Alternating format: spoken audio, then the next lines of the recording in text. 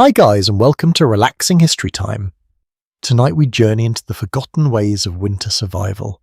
Imagine a cold so harsh that even the ground seems frozen in time. The air itself feels like it could slice through you. Yet Native American tribes across North America face these extreme conditions with resilient skill and ingenuity. In the heart of winter survival wasn't a given.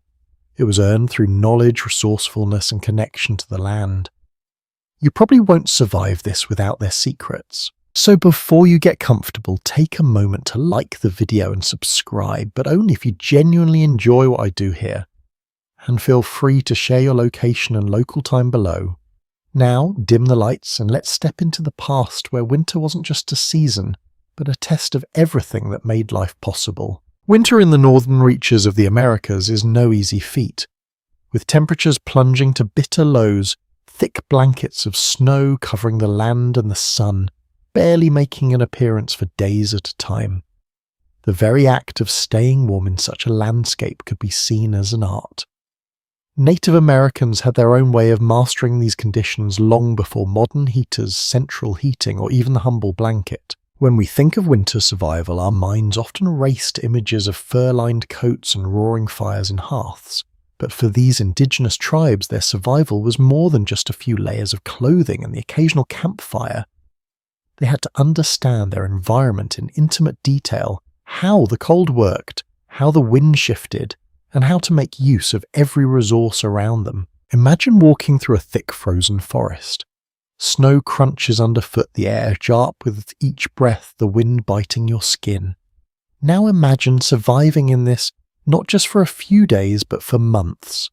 What do you do when the warmth of the fire can't reach you?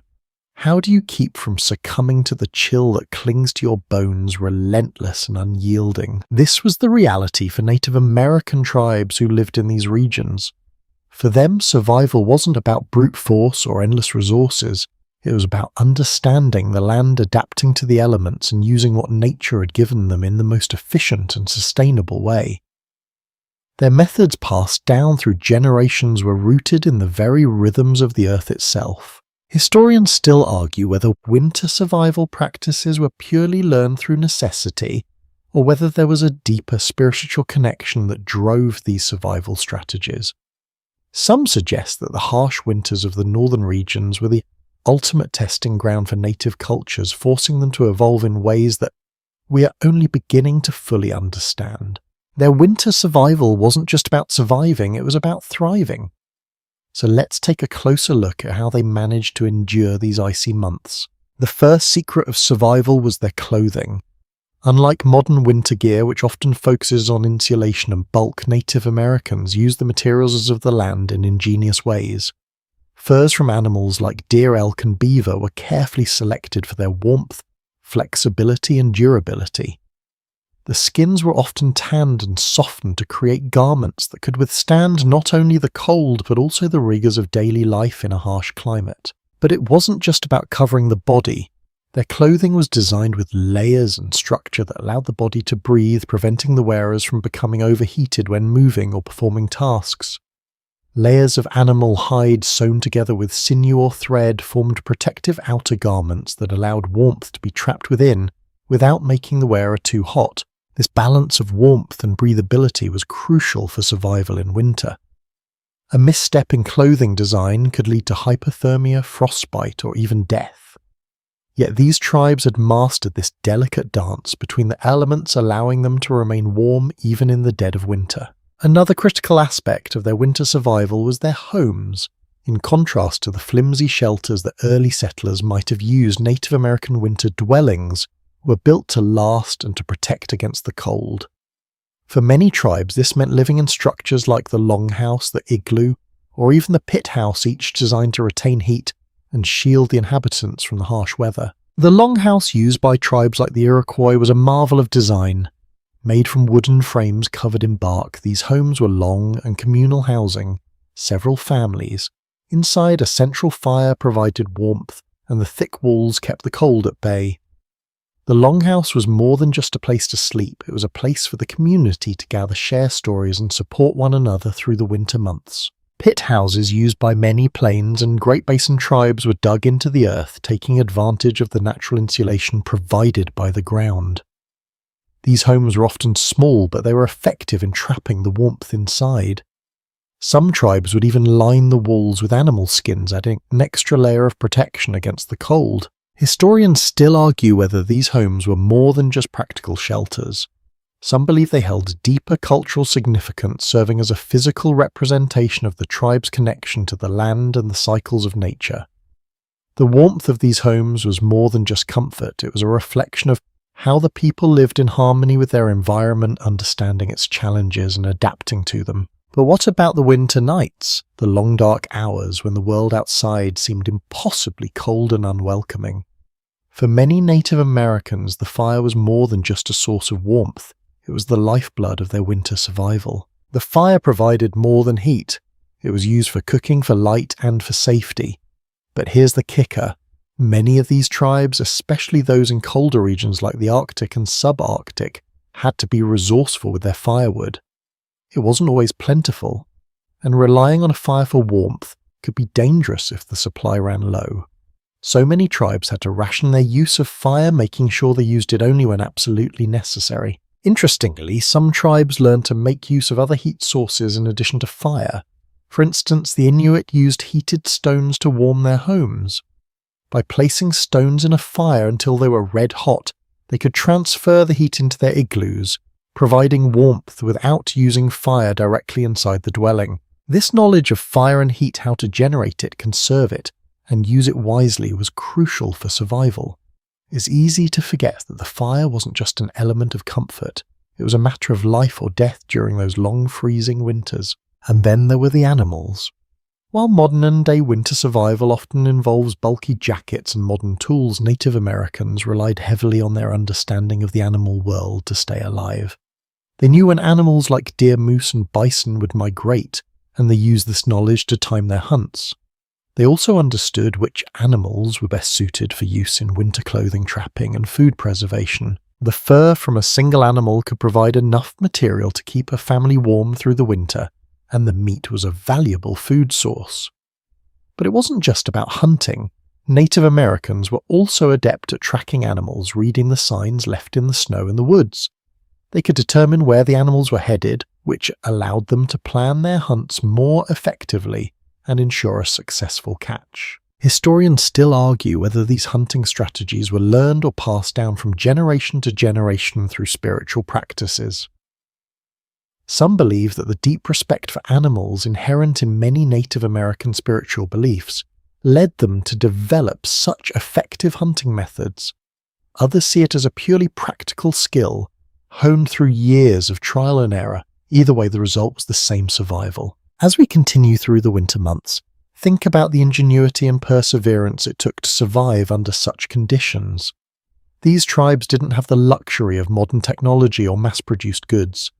They had to rely on what the land provided them, and their survival was an ongoing testament to their deep connection with the natural world. In the heart of the winter months, the cold is not a mere inconvenience. It's an enemy, one that makes its presence felt in every step you take, every breath you draw. But the Native Americans understood that survival wasn't simply about avoiding the cold, it was about adapting to it. In their world, everything had a purpose.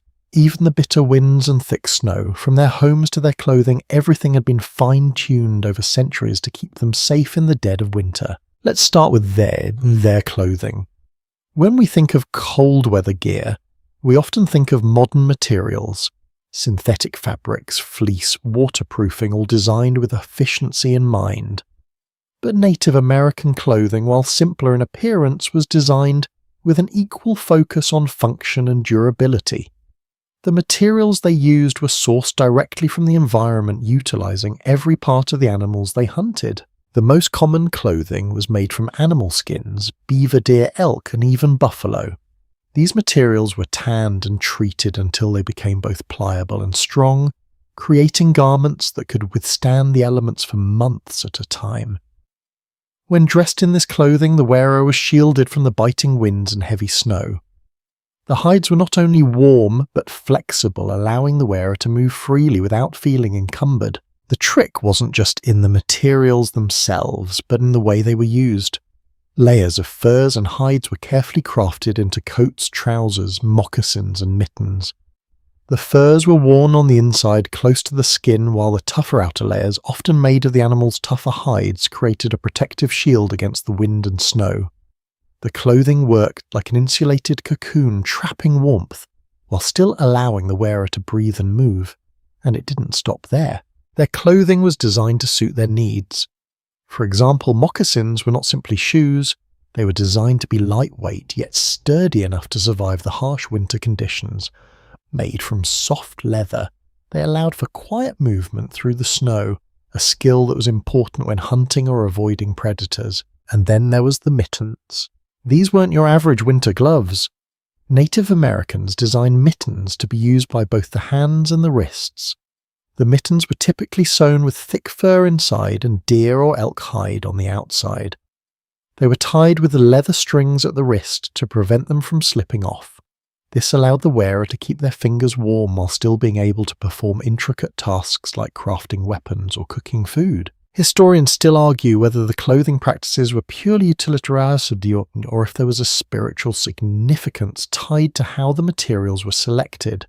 Some believe that the animals themselves had spiritual significance, and that using their fur and hides was a way of honouring them.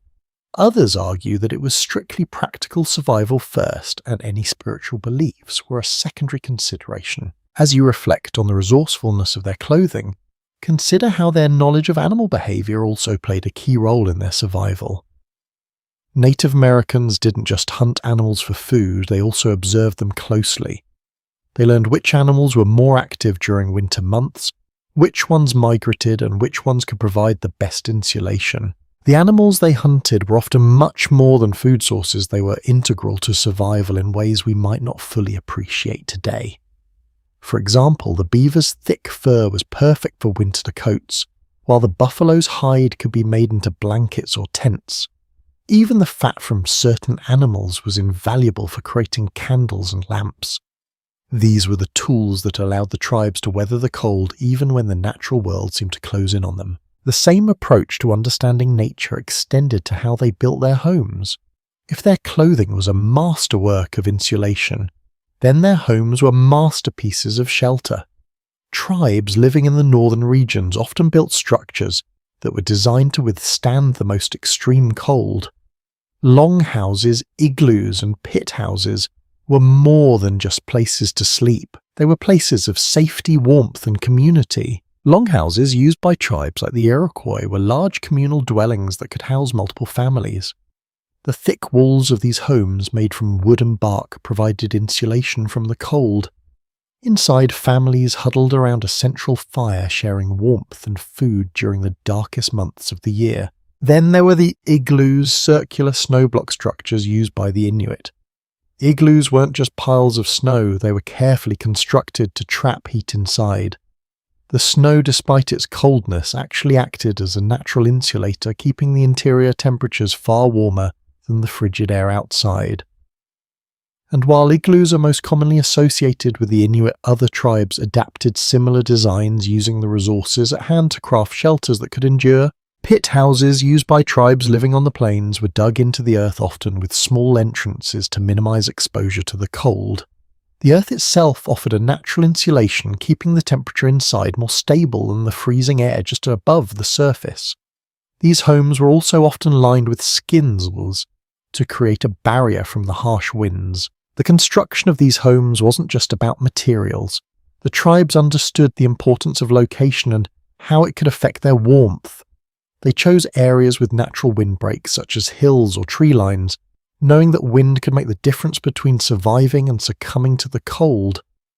They also considered the sun's path, building homes that maximize sunlight exposure during the shortest days of the year. Historians still argue whether the architectural genius of these homes was learned through trial and error, or whether there was a deeper connection to the earth itself. Some believe that the ability to build such effective shelters was simply a result of necessity. Others argue that these designs were influenced by spiritual beliefs, tribal knowledge passed down through generations, perhaps even encoded in the way the homes were structured. Regardless of the origins, one thing's clear. These homes were the key to survival. Without them, the cold would have been unbearable and life would have been impossible. At the same time, the knowledge of fire and its role in winter survival cannot be overstated. Fire wasn't just a tool for warmth, it was the center of many daily activities. Cooking, socializing, and even storytelling all happened around the fire. But fire wasn't always an unlimited resource. Wood could be scarce in some regions, so tribes had to ration their fire use and keep it contained. This meant that fire was often used strategically only when it was truly needed. In fact, many tribes developed techniques to conserve fire. For example, the Inuit would often build small controlled fires inside their homes using compact fuel sources like dried moss and whale blubber. This helped maintain a steady temperature without depleting their firewood too quickly. Now take a moment to think about how every single choice Native Americans made in the winter months was calculated for survival. From their clothing to their homes, from their food to their fire, nothing was left to chance. Every decision, every detail mattered, and it was through this combination of knowledge, adaptation, and reverence for the land that they endured the most severe winters. You stand in the stillness of the snow feeling the chill creep into your bones as the wind howls through the trees. The sky above is a dull grey, the horizon lost in a blanket of white. The landscape before you is both serene and menacing. The cold is a constant presence, one that you cannot ignore, and yet you know you are not alone. You have the knowledge of your ancestors, the wisdom passed down through generations to survive in these conditions. And while others might freeze or falter, you've learnt the key to enduring the harshest of winters. The knowledge of survival didn't simply lie in the materials they used or the homes they built. It was also embedded in the very fabric of the land. Native Americans lived with the land, understanding the subtle shifts in nature that would guide them through winter. It wasn't enough to rely on shelters or clothing alone. They needed to know when to hunt, when to gather, and how to predict the weather's changes. Their deep connection to the environment allowed them to use their surroundings in ways that modern survivalists would envy. For instance, they knew how to read the signs in the sky and on the ground. The movement of clouds, the direction of the wind, and even the behavior of animals all served as clues about the coming weather. This knowledge, built up over generations of careful observation, helped them avoid the worst of the storms and prepare for the inevitable cold snaps. Historians still debate the exact methods these tribes used to forecast weather, with some arguing that their knowledge was based purely on observation, while others believe it was influenced by spiritual practices and ancient teachings. Whether it was an art or a science, their ability to predict the future of the weather was indispensable during the winter months. If a snowstorm was coming, they could prepare in advance, gathering supplies, reinforcing their shelters, and making sure everyone was safe. But it wasn't just the weather they had to worry about. The very ground beneath their feet could betray them. The snow, though beautiful, was a treacherous companion. When it fell in heavy drifts, it could bury trails and erase landmarks, leaving travelers lost in an endless white expanse. The ability to read the snow and the land was vital for survival, and this skill was honed through years of endurance. For example, animal tracks were an essential guide. The careful study of tracks in the snow told them which animals were moving through the area and which paths would lead to the best hunting grounds. This knowledge wasn't just about survival, it was a way of life. It allowed tribes to plan their hunts effectively, making the best use of limited resources. The connection between animals and survival went beyond tracking. Animals also provided food, clothing, and even tools. Every part of the animal was used to ensure that no part of the hunt went to waste. But what made these animals particularly valuable in the winter months was their ability to adapt to the cold just as the Native Americans had done. Their fur provided warmth, their bones were turned into tools, and their meat was turned into sustenance. In a sense, the animals were more than just resources. They were allies in the struggle against winter's harshness. Historians still argue whether the Native Americans' deep respect for animals was more than just practical. Some believe that these animals held spiritual significance, while others suggest that it was merely the result of pragmatic survival skills. Either way, these animals were essential to life during the winter months, and the relationship between humans and animals was built on a mutual understanding of survival. Yet even with the knowledge of how to track animals and read the weather, there was still one more crucial factor that determined survival community. The strength of the tribe was vital during the winter months when isolation could mean death. In a community, every person had a role to play, and each role contributed to the survival of the whole. In the coldest times of the year, tribes gathered together in their longhouses or communal dwellings, sharing warmth, food, and stories. The collective knowledge and experience of the group allowed them to pool their resources and support one another. Elders with their years of experience were invaluable sources of wisdom, teaching the younger generation how to survive in these conditions. At the same time, children played their part, learning how to gather wood, tend to fires, and assist in hunting. The concept of community wasn't just about survival, it was about maintaining the strength of the tribe. Historians often highlight the importance of communal living during the winter months, arguing that it was the foundation of Native American resilience. By sharing everything from food to shelter to knowledge, they created a bond that allowed them to endure even the most brutal winters. The communal approach extended to the preparation for winter as well. Throughout the year, families worked together to gather and store food, firewood, and other essential supplies. They knew that the cold months would require careful planning and a steady supply of resources. Hunting parties would go out in the autumn to trap and kill the animals they would need to survive the winter. The meat was dried and preserved, while furs and skins were used to create clothing, blankets, and other necessities. Nothing went to waste, and every member of the tribe contributed to the effort. Despite all their preparation, however, the cold was an ever-present threat. The unpredictability of the weather, the scarcity of resources, and the sheer harshness of the environment meant that survival was never guaranteed. But it was this constant awareness of danger and the ability to adapt to it that set Native American tribes apart. They understood that survival wasn't a given. It was a skill honed over generations that required constant vigilance. And yet even with all their knowledge and preparation, there were moments when survival seemed like a distant hope. In those moments, the tribe's connection to the land and to each other was their greatest strength. It was in these dark, cold months that the bonds between people were tested, and it was through these tests that their resilience was forged. Historians still debate the exact spiritual role of these winter months. Some suggest that the harsh conditions served as a reminder of the tribe's dependence on the land, while others argue that the winter months were seen as a time of spiritual renewal, a chance to reflect on the past year and prepare for the one ahead.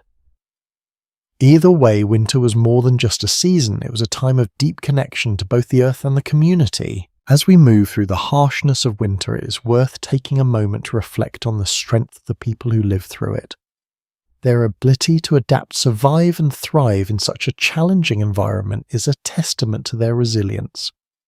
And while we might not face the same challenges today, there is something deeply humbling about the way these tribes lived in harmony with the land, using every resource available to survive the harshest of winters. The fire crackles its warmth, a welcome contrast to the icy chill that seeps through the walls of the longhouse.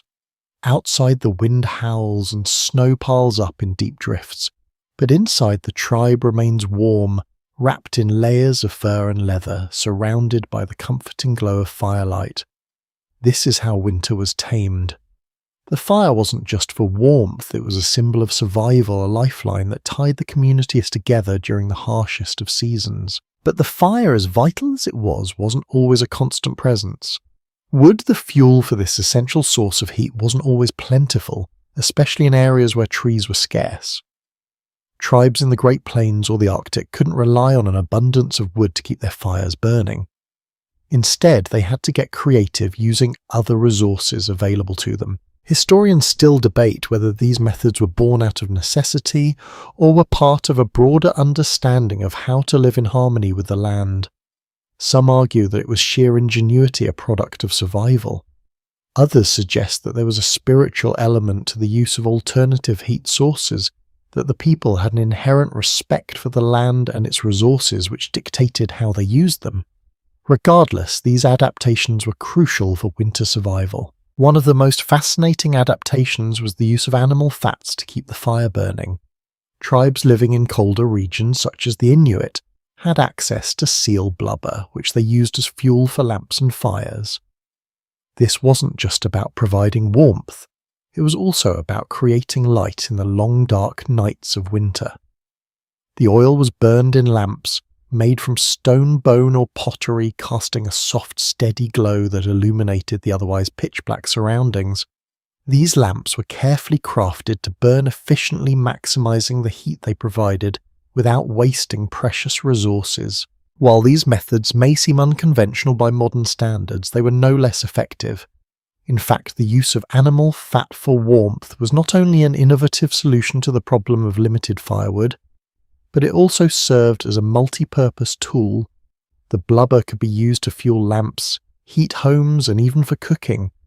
It was a valuable resource, and the ability to make the most of it was a key component of surviving the winter months. Scholars still argue whether the practice of burning animal fat was purely practical, or whether it held deeper cultural or spiritual significance. Some believe that the light and warmth provided by these lamps had ceremonial meanings, perhaps serving as a way to connect with the ancestors or the spirits of the animals that had been sacrificed for the tribe's survival. Others argue that it was purely utilitarian, just another clever way to make use of the resources at hand. The ingenuity didn't stop there. Tribes in the northern regions, like the Inuit and other Arctic peoples, used heated stones to warm their homes. These stones, once heated in a fire, would be carefully placed inside an igloo or other shelter, providing steady heat for hours, without the need for constant fuel. The process of heating stones to be used as portable heat sources was an ancient technique, and it helped the people avoid relying too heavily on firewood, which could be scarce in their environment. Interestingly, this practice of using heated stones is similar to what many modern survivalists use in colder climates today. While we may have access to more advanced technology, the basic principle of using heat-retaining materials to combat the cold is as old as time itself. Native Americans understood this concept intimately, and their methods were fine-tuned to make the most of the limited resources they had. Historians still argue whether the practice of heating stones was universally used among all tribes, or if it was specific to certain regions and cultures.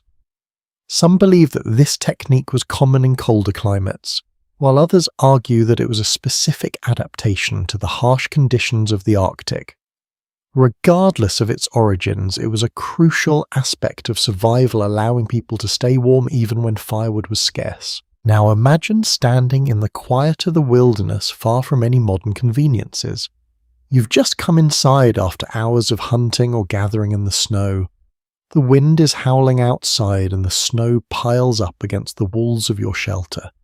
You're exhausted, your body chilled to the bone, but the warmth of the fire, or in some cases the warmth of a carefully placed heated stone, welcomes you back inside. As you settle in, you might find yourself reaching for a bowl of dried meat or berries, foods that were carefully preserved during the warmer months when hunting was easier. The Native Americans knew that they couldn't rely on fresh food during the winter.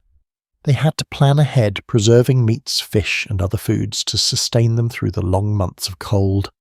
Drying, smoking, and freezing were common methods of preserving food, and these practices ensured that the tribe had enough to eat even when the landscape outside seemed barren.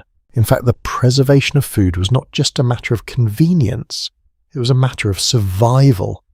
Without carefully stored food, tribes would not have been able to endure the harsh winter months. Dried meats like venison, elk, and bison, as well as dried berries and fish, provided essential nutrients that kept the body strong and energized through the cold. These preserved foods were often prepared and stored in large quantities, ensuring that there was always something to eat, no matter how deep the snow piled up outside. Interestingly, the preservation techniques used by Native Americans were highly efficient. In many cases, the food was dried in the open air or smoked over a fire, methods that prevented spoilage without the need for refrigeration or advanced technology.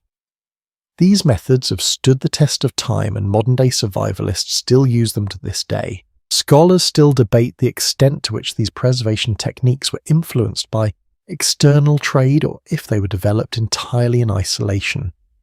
Some argue that the exchange of goods between tribes and early European settlers introduced new methods of food preservation, while others maintain that these techniques were developed independently as a response to the challenges of living in such a harsh environment. Despite the debate, what remains clear is that food preservation was an essential skill for surviving winter. It allowed the tribes to remain nourished and strong even when hunting conditions were less than ideal. It was yet another example of how every aspect of life, whether it was clothing, shelter, fire, or food, was carefully planned and executed to ensure survival during the harsh winter months. In the end, the ability to survive the winter wasn't just about being able to endure, it was about being able to live fully despite the challenges the cold brought. It was about community ingenuity and a deep understanding of the land. The Native Americans knew that winter could be brutal, but they also knew that with the right knowledge and preparation it could be conquered. As the night deepens and the wind howls outside, you're nestled inside your shelter, surrounded by the comforting warmth of your fire and the sounds of your community. This is not a time for restlessness, but for reflection and rejuvenation. The long dark nights of winter serve not just to test survival skills, but to bind communities together, deepening their connection to one another and to the land. For Native American tribes, these cold months were not only about surviving the elements, they were about reinforcing their bond to the earth, to the animals, and to each other. The harsh winters created an environment where cooperation was not just important, it was necessary for survival. The division of labour during the colder months was carefully structured. Men typically went hunting or trapping in the winter, but this wasn't just about bringing home meat for the family. It was about securing the resources that would keep the tribe alive for months to come. Women and children played crucial roles in preserving the food, maintaining the shelters, and assisting with other vital tasks. Working together was an unspoken rule of survival. If one person faltered, the entire group suffered. This sense of shared responsibility extended beyond practical tasks. The community, bound by their shared struggle against the cold, would often gather for storytelling, teaching, and spiritual rituals to maintain morale during the long, dark months. Stories passed down through generations taught younger members of the tribe how to survive, respect the environment, and honour the spirits of the animals that provided sustenance. These stories weren't just for entertainment. They were lessons woven with moral teachings about resilience, respect, and the interconnectedness of life. The stories of ancestors, of warriors who conquered great storms, or of spiritual beings who guided the people through perilous times, were not only ways to pass the time, they were crucial for reinforcing the tribe's survival values. Through storytelling, younger generations learned that winter wasn't just a battle against the elements, it was also a time for spiritual renewal, for drawing strength from the past to face the present. Interestingly, some historians suggest that the winter months were also seen as a time for spiritual introspection. During the long, dark nights, the harsh winter landscape would encourage individuals to reflect deeply on their connection to the world around them. Many Native American tribes believed that winter was the time when the spirit world became most accessible, and it was during these months that important rituals and ceremonies were held to honour the spirits and seek guidance for the year ahead. The harsh conditions were not seen as a burden, but as a period of quiet reflection, a chance to connect with the land on a deeper level. This spiritual aspect of winter survival is often overlooked when we focus solely on the physical aspects of survival. Historians still debate whether the deep connection to the spiritual realm helped these tribes endure the hardships of winter, or whether it was simply a coping mechanism to deal with the stress of survival. Some argue that these spiritual practices provided a sense of comfort and community in the face of isolation and hardship, while others suggest that the spiritual connection to the land and its animals played a more tangible role in their survival, offering in guidance in times of difficulty. Another fascinating aspect of winter survival among Native American tribes was their remarkable ability to navigate the wilderness even when it seemed that nature itself had turned against them. In a world blanketed by snow where landmarks disappear beneath the ice and trails become invisible, the ability to read the land was a matter of life and death. The knowledge of how to move through the frozen wilderness wasn't just about survival, it was a way of life. The ability to read the snow, identify animal tracks, and understand the subtle shifts in the landscape was an art that required years of experience and careful attention. These skills were taught from a young age, passed down from elders to the next generation. Tracking was more than a hunting skill, it was a survival tool. Knowing which animals to follow and where to find shelter was essential when the cold and snow were relentless.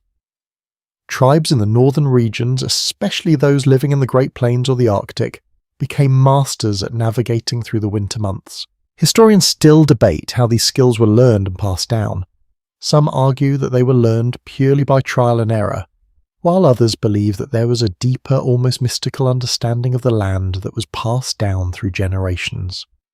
Some tribes had an incredible understanding of how the snow could reveal the history of the land, including the movement of animals and even the weather conditions of the previous days.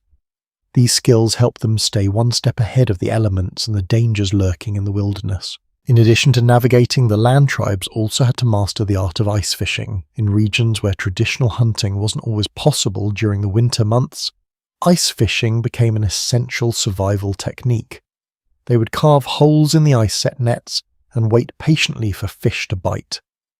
This method of fishing wasn't just about sustenance, it was an art in itself requiring patience, knowledge of the ice, and a deep understanding of the river systems and lakes. Interestingly, ice fishing was a communal activity.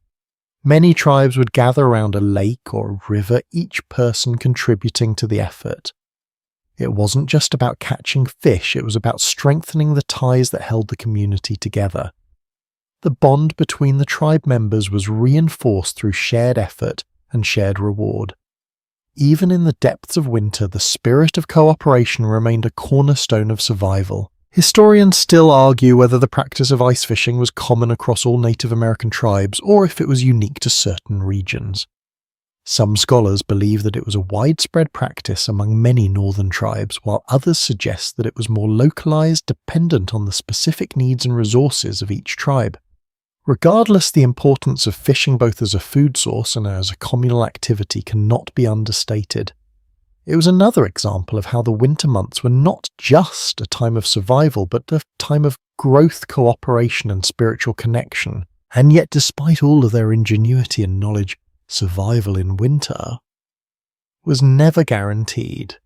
The cold, the scarcity of resources, and the unpredictability of the weather meant that every winter was a challenge, and sometimes, despite all efforts, the elements could prove too much.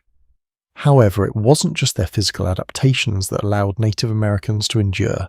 It was their ability to adapt spiritually, to find strength in their connection to the land and each other that made the difference. It's quiet now, the wind outside having lulled into a soft whisper against the walls of your shelter.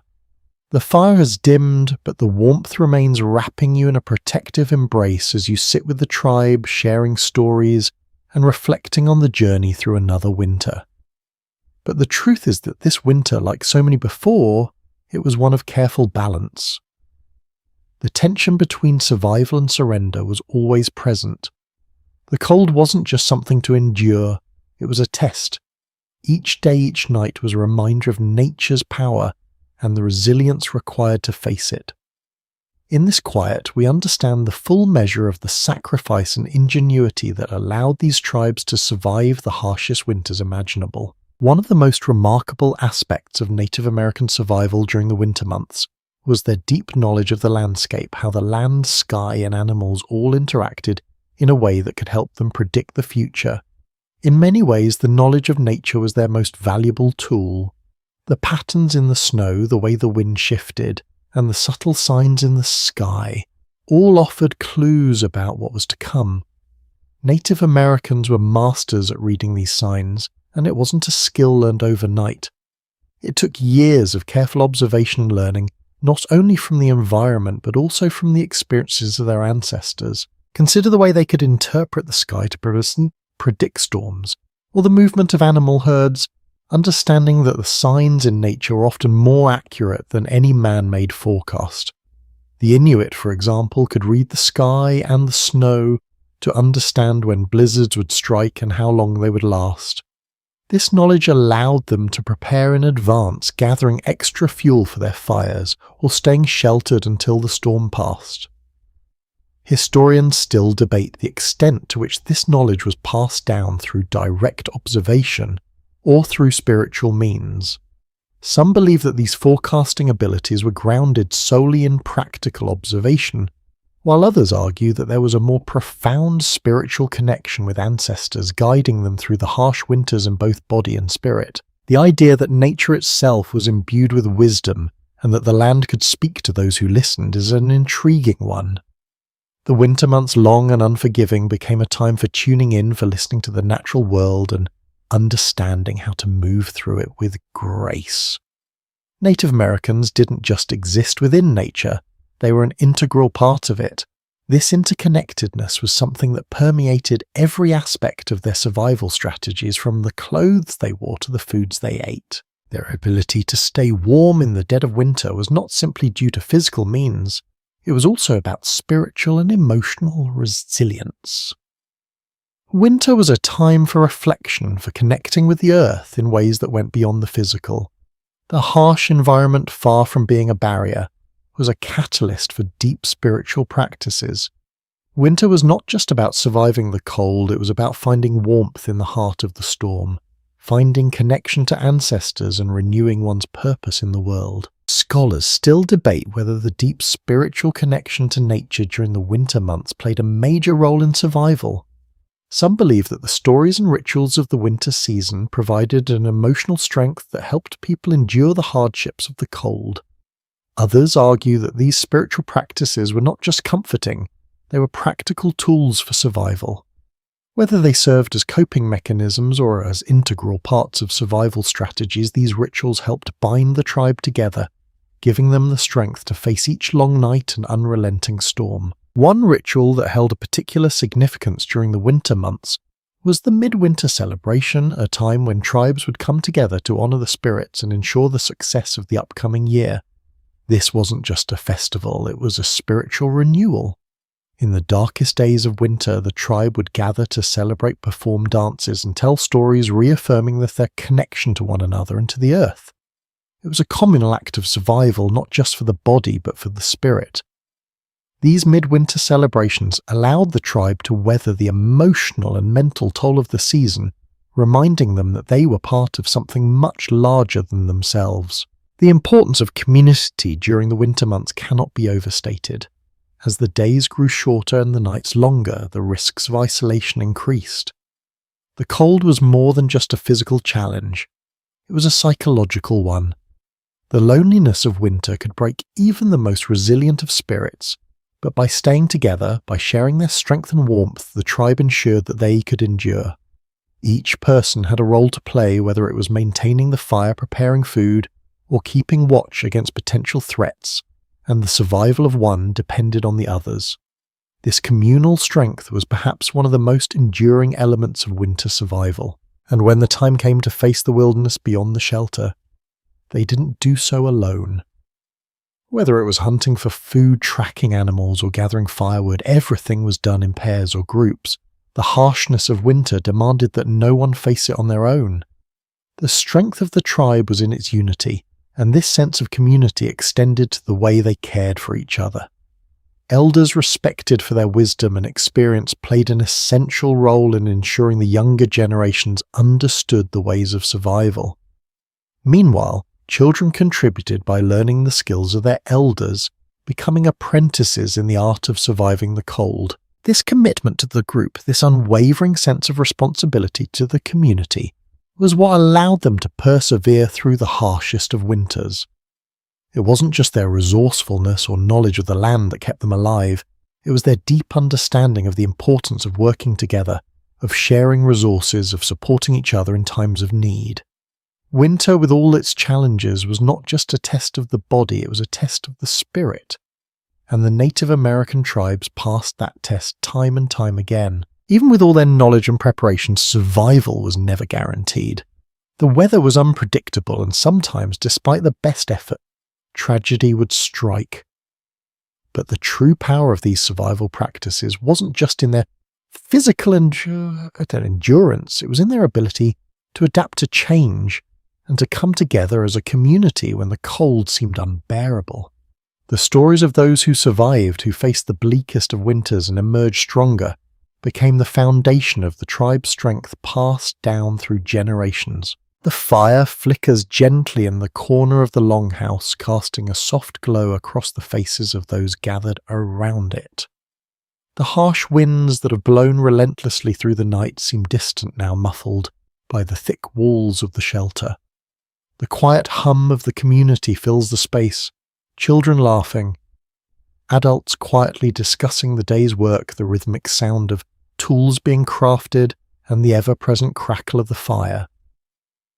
This peaceful moment in the midst of the winter storm represents a vital part of the survival strategy that Native Americans perfected, the ability to create warmth, not just from the environment but within the community itself. What stands out as a defining characteristic of winter survival for Native American tribes is the remarkable focus on collaboration and mutual support.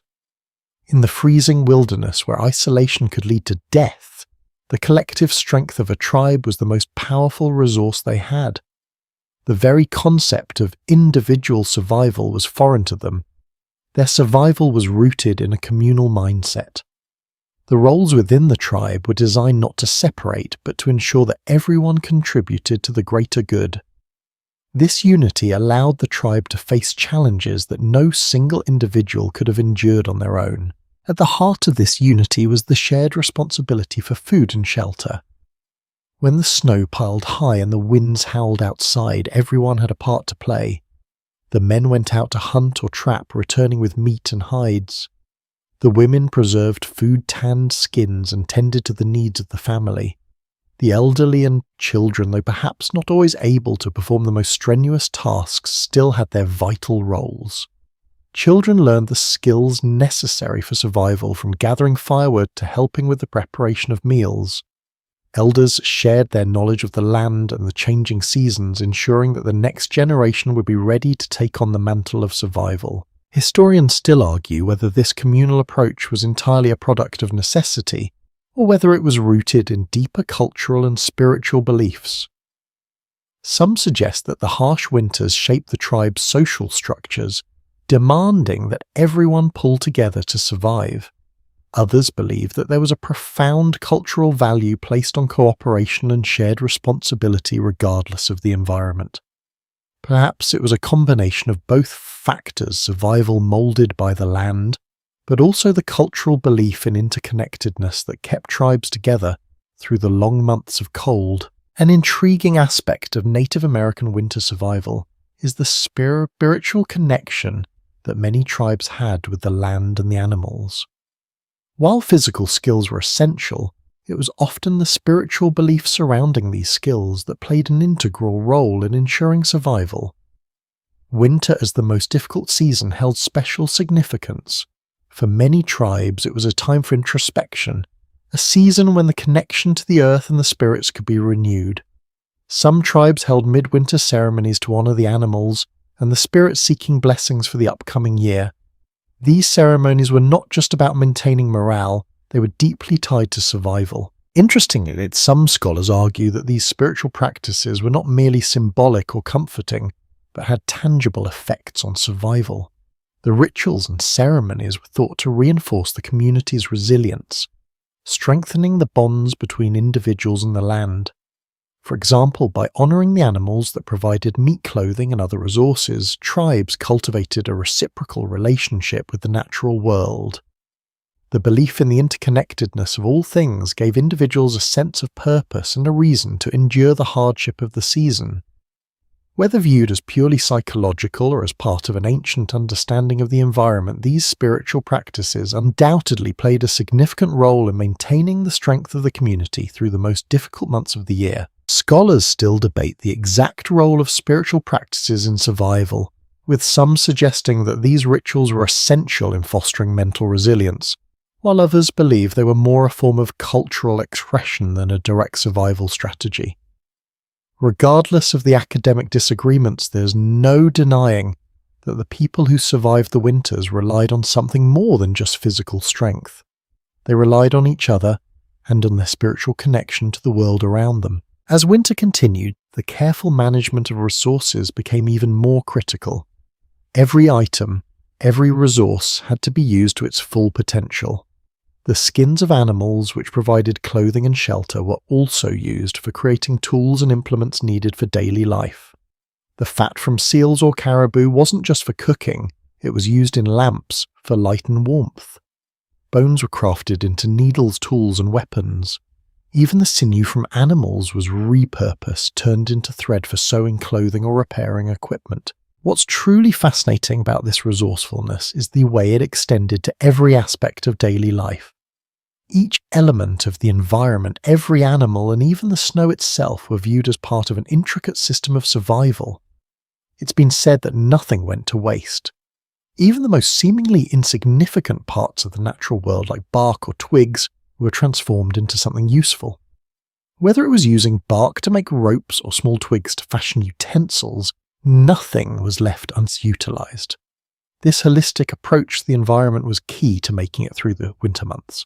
Historians still debate the level of wastefulness in modern society compared to how Native Americans used their resources. Many wonder how much we could learn from their sustainable practices today, especially in an age where waste and resource depletion are becoming increasingly critical issues. Native Americans understood that their survival depended on maintaining a balance with the environment, a balance that modern society has largely lost in the face of consumerism and industrialization.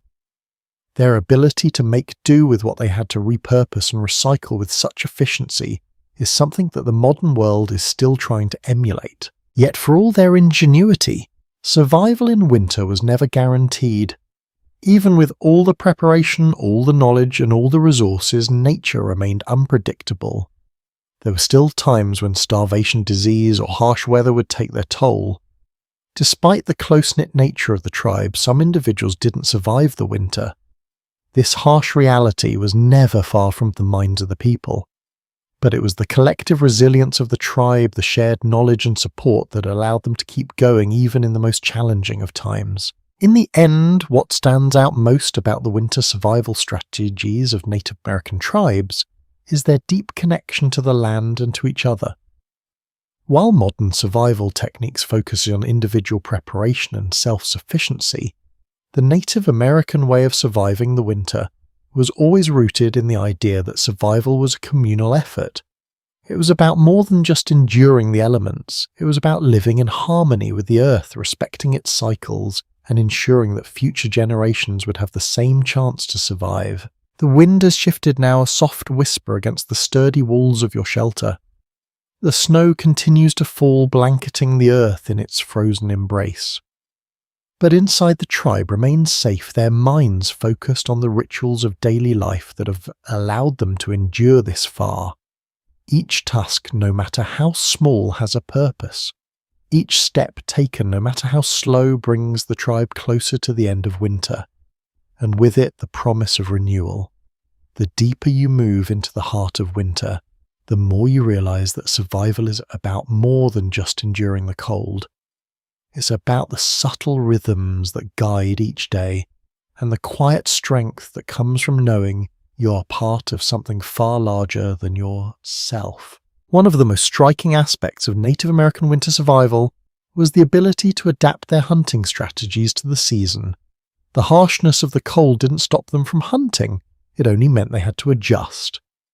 Winter hunting was often a group effort requiring the tribe to work together to secure food and other resources. This was a time when the bond between individuals was tested, when the survival of the community rested on how well they could coordinate and trust each other. For many tribes, winter hunting wasn't about simply tracking animals. It was about understanding the animal behavior during the cold months.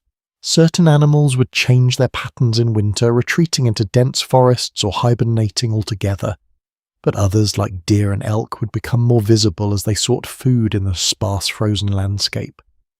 The Native Americans knew exactly where to find them, how to move quietly through the snow, and how to catch the game without alarming it.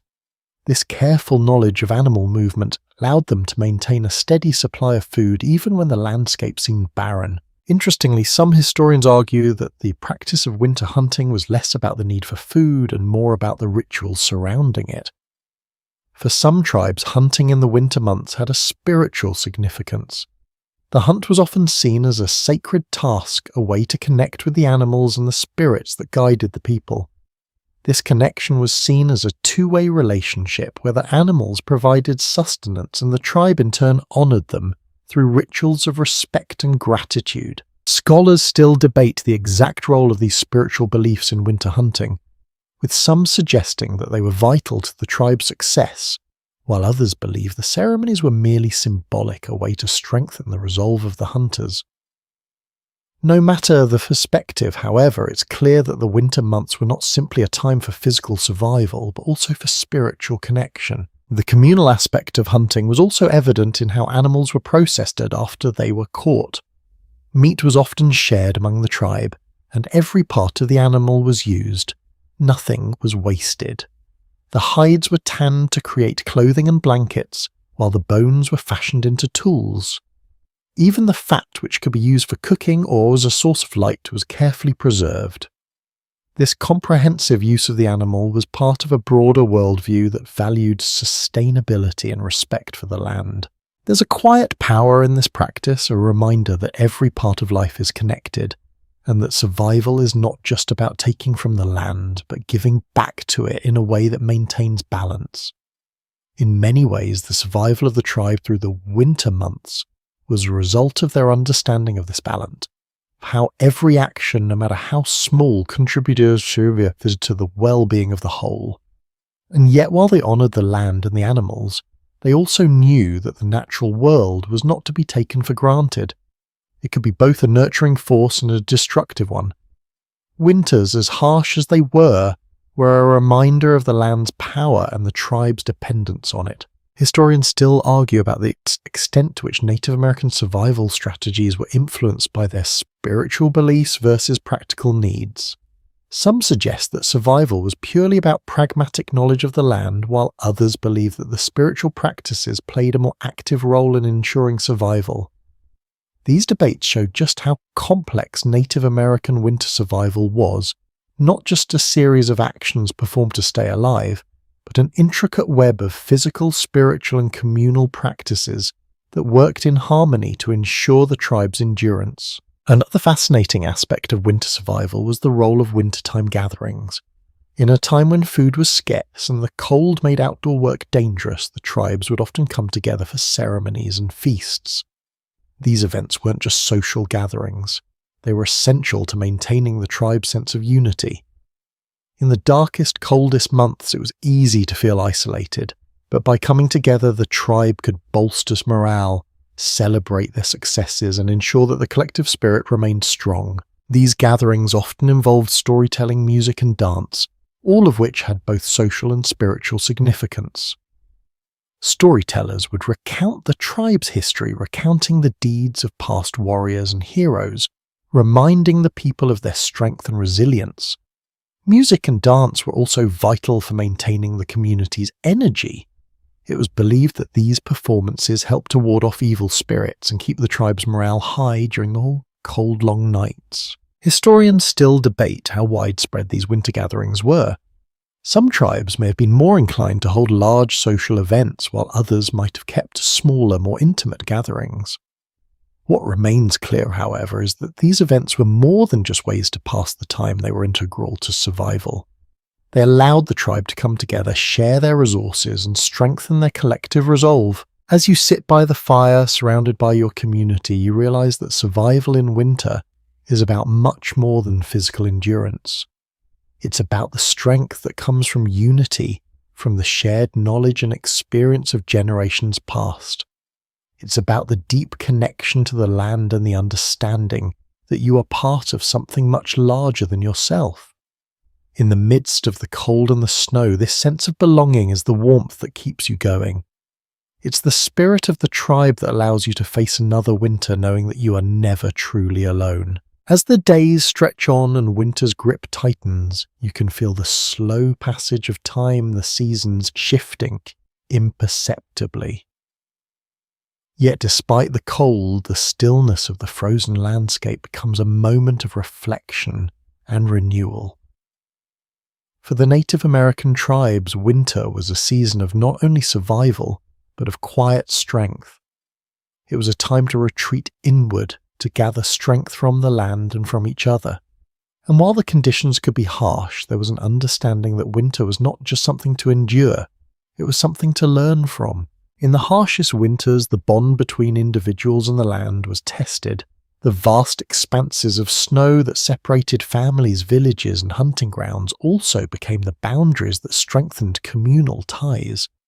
When the snowdrifts buried the trails and the wind howled fiercely through the trees, the tribe would turn to each other, relying on the collective wisdom and strength of the community.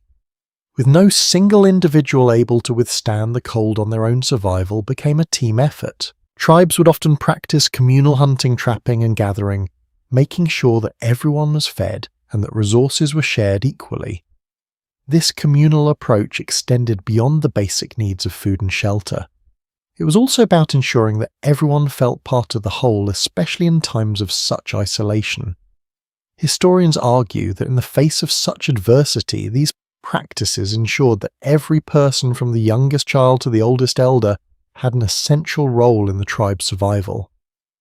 This level of interdependence wasn't a mere strategy, it was part of the very fabric of tribal life. Some scholars even suggest that these communal practices were not just based on necessity, but also tied to a worldview that saw survival as something interconnected and holistic. Native American tribes saw themselves as part of an unbroken circle, a part of nature and the land, and that the survival of one depended on the survival of all. This spiritual connection to the land wasn't an afterthought. It was woven into every aspect of daily life, from the way they hunted to the way they honoured the animals they killed. It's fascinating to consider how deeply this sense of unity went. Historians still debate whether the communal mindset was purely a product of their environment or whether it was an ingrained part of their spiritual beliefs. Many believe that Native Americans saw the land as a living entity, one that required respect, reciprocity, and care.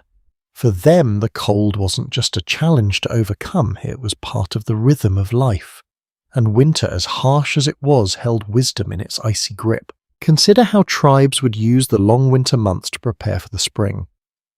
During this time of scarcity, the tribes would gather and repair tools, mend clothing, and reinforce their shelters. It wasn't just about surviving the moment, it was about preparing for what was to come. The careful attention paid to these tasks during the darkest days of winter ensured that the tribe was ready when the thaw came, when the wind shifted, and when the animals would return to the land. This foresight is yet another fascinating layer to the survival strategies of Native American tribes. They were not just surviving in the present, they were planning for the future. It's said that winter was the time for reflection and preparation. While it may seem like an inconvenient and harsh time for this tribe, it was the season that allowed them to reset, to strengthen bonds, and to ensure that the next cycle of life would be sustainable. Interestingly, the process of preparing for the spring didn't just involve the physical tasks of repairing and mending.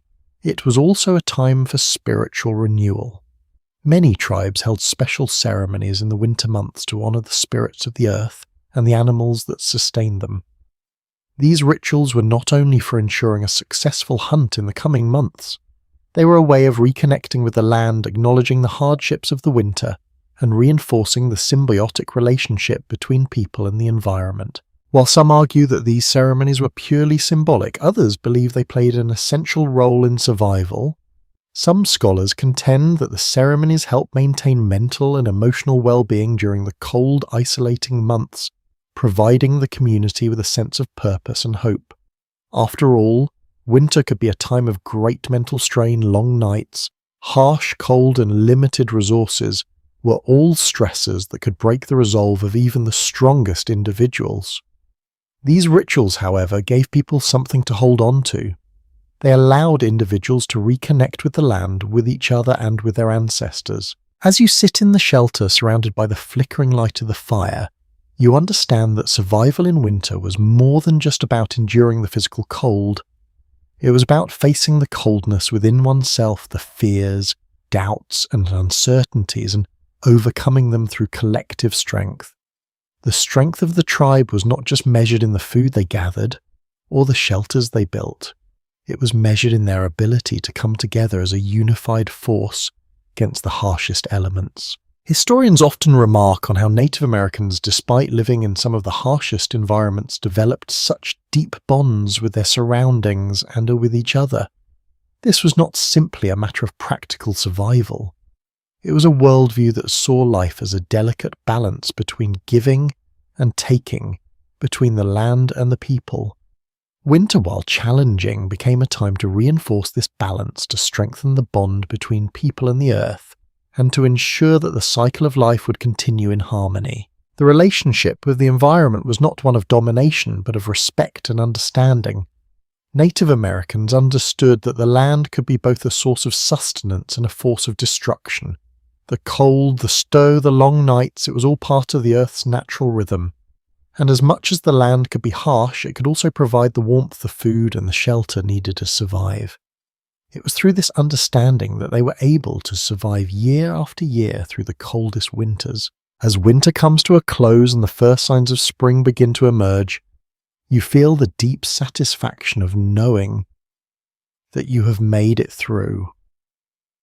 The cold, which once seemed insurmountable, has become a memory, and the warmth of the sun slowly begins to return.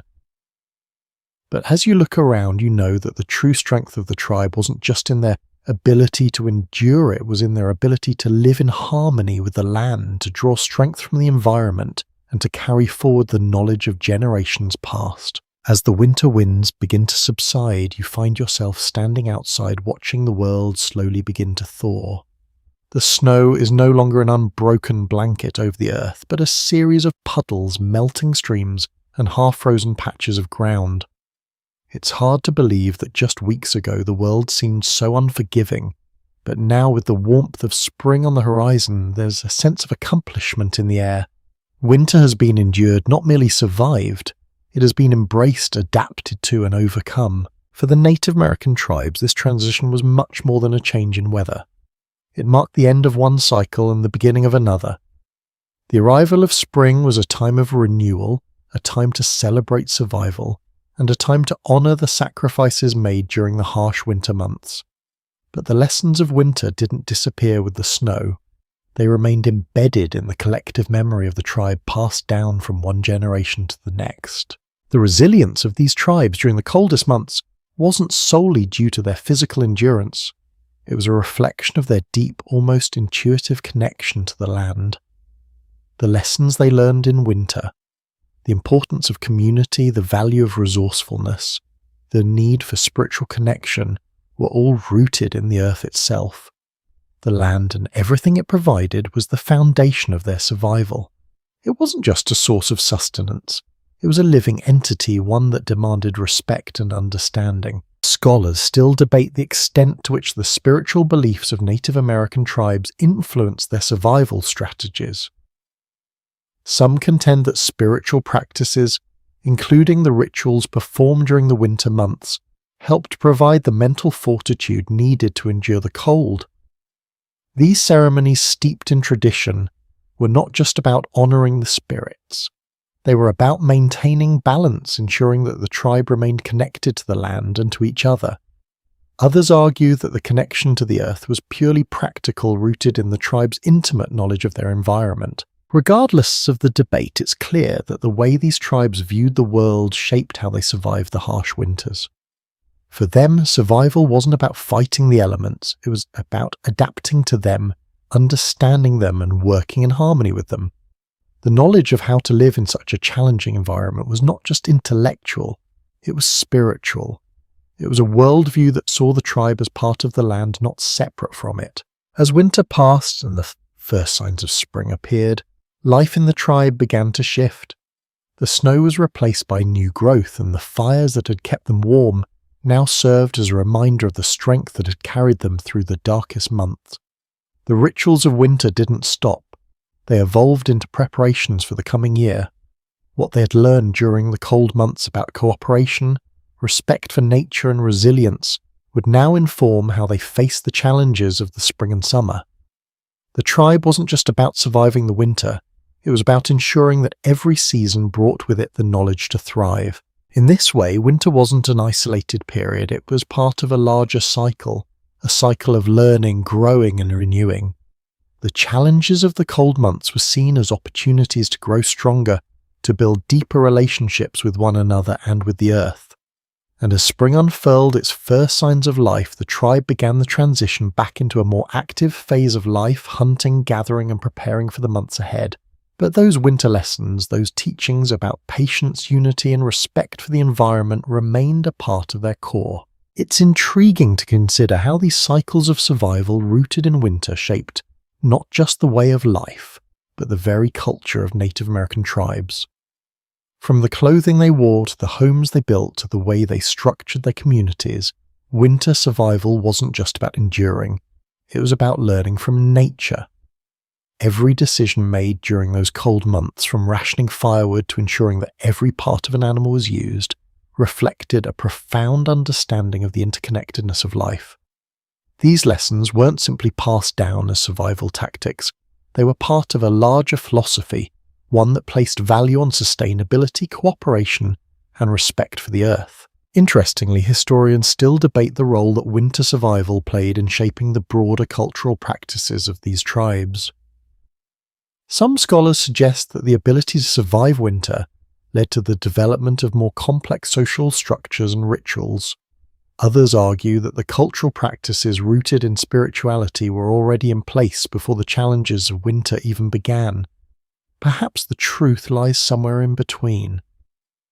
After all, survival, as much as it is about physical endurance, is also about the stories we tell ourselves, the rituals we practice, and the lessons we carry with us. These practices, stories, and rituals were more than just ways of coping with the cold, they were a way of defining identity. The harsh winters were a crucible, a test of everything the tribe believed in. The way they responded to these trials together, with respect for the land and each other, became a defining characteristic of who they were as a people. The legacy of these winter survival practices is still felt today. Native American tribes continue to pass down these lessons, not only as practical survival strategies, but as a part of a cultural heritage that values community resourcefulness and harmony with nature. And while the world has changed dramatically, the lessons of winter remain timeless. In the face of modern challenges, climate change, resource scarcity, and global interdependence, the wisdom of the past holds lessons for all of us. The Native American way of life offers a model for living in balance with the earth, of understanding that we are not separate from nature but part of a larger interconnected whole. As you sit by the fire looking out at the changing landscape, you can feel the rhythm of life shifting again. Winter has passed, but its lessons remain. The strength you've drawn from the land, the community, and the seasons will carry you forward no matter what challenges lie ahead. The earth is always in motion, and with each season we learn anew how to move with it. The first light of dawn breaks through the horizon, casting a pale glow across the landscape. You step outside feeling the cool air on your face, the snow underfoot still crisp from the cold night. The world is different now, no longer silent and still, but brimming with the promise of new life. The harshness of winter is behind you, but the echoes of its lessons linger in your mind. The thaw is a time for renewal, a time to take stock of what has been learned, what has been preserved, and what will be needed for the year ahead. The strength gained from surviving the winter months now becomes the foundation for facing the challenges of the coming seasons. As the tribe begins to stir, the collective sense of survival becomes more palpable. The fire that kept you warm, the food that was carefully rationed, and the shelters that held you through the darkest nights are now part of the shared memory of the tribe. These symbols of survival are not merely physical structures, they are part of a deeper understanding of resilience. The winter months taught the tribe more than just how to stay warm. They taught the importance of living in harmony with the land, of understanding its rhythms and respecting its power. But even as the thaw began, the tribe does not forget the critical role winter played in shaping their way of life. The principles of winter survival are passed down through stories not just as historical lessons, but as moral guides for future generations. The stories of those who survived and thrived during the cold months are told again and again, not as mere accounts of hardship, but as expressions of wisdom, strength, and unity. Historians continue to debate whether the stories of survival were purely practical, or whether they served as moral instruction as well. Some scholars suggest that these stories were meant to teach the younger members of the tribe about perseverance, cooperation, and the importance of respecting the environment. Others argue that the stories were more about maintaining the cultural identity of the tribe, connecting the present generation to their ancestors and to the land. Regardless of the interpretation, these stories were more than just memories, they were the living embodiment of the tribe's values. As the days grow warmer and the snow melts away, you begin to see signs of new growth. The trees which were bare and silent during the long winter months now show buds of life. The animals that retreated into hibernation are beginning to stir, and the world around you is coming alive again. The lessons of winter about patience, endurance, and cooperation become tools for navigating the new challenges that the warmer months bring. Survival is no longer about enduring the cold, it's about maintaining the balance, ensuring that the tribe continues to live in harmony with the earth. In many ways, this seasonal transition mirrors the spiritual renewal that takes place within the tribe. Winter, with its cold and isolation, was a time for inward reflection. The long nights, the quiet of the snow, allowed for deep spiritual connections and renewal. Now, as spring unfurls its blooms and the earth awakens, the tribe's spiritual focus shifts. It is no longer about surviving the harsh conditions, it is about honouring the land and the animals that sustain them, ensuring that they continue to thrive through the coming months. The lessons learned in winter are woven into the daily life of the tribe, whether through rituals, practices, or communal activities.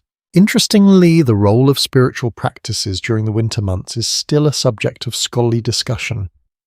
While many agree that these rituals provided a sense of hope and purpose during the bleakest times, some argue that they were equally important as a means of ensuring physical survival. For some tribes, the spiritual acts of honouring the animals they hunted, or offering thanks to the spirits for the food they received, created a psychological resilience that was just as crucial as the physical resources they gathered. Others believe that these rituals served as a form of bonding within the tribe, reinforcing the communal ties that were essential to their survival. Whatever the true purpose, the spiritual connection to the land and the animals provided a foundation that carried the tribe through the cold. This spiritual grounding, paired with practical skills, helped to create a holistic approach to survival. It was never just about gathering food or building shelter. It was about understanding that every aspect of life was interconnected. The strength of the community, the resources of the land, and the knowledge of the seasons were all part of the same rhythm. As the days lengthen and the warmth of spring settles in, the tribe begins to shift focus. The time for quiet reflection is over. Now it is time to gather to hunt, to prepare for the new cycle. But even in the rush of activity, there is a sense of continuity, a deep understanding that the lessons of winter are not left behind. They continue to influence every action, every decision. The knowledge of how to live in balance with the land, of how to sustain the community through shared effort and respect for the earth is carried forward, ensuring that the tribe remains strong through the coming months. It's also worth noting that the survival practices honed during the winter months weren't just critical for the immediate future, they were part of a legacy that shaped the entire culture of the tribe. The skills of hunting, gathering, and sharing were passed down through generations. The understanding of the land, the animals, and the changing seasons became ingrained in the very identity of the tribe. Every season, every cycle was a reminder that survival wasn't a singular act, but a shared journey, one that was deeply embedded in the rhythms of the earth and the spirit of the community. Some historians argue that these practices laid the groundwork for Native American social structures with this shared responsibility for survival, helping to shape the tribe's governance and leadership. The survival strategies of winter weren't just about surviving the cold, they were about creating a model for communal living, a model that valued the contributions of every individual from the youngest child to the oldest elder. These practices ensured that everyone had a place, that no one was left behind, and that the tribe would endure through whatever challenges came their way.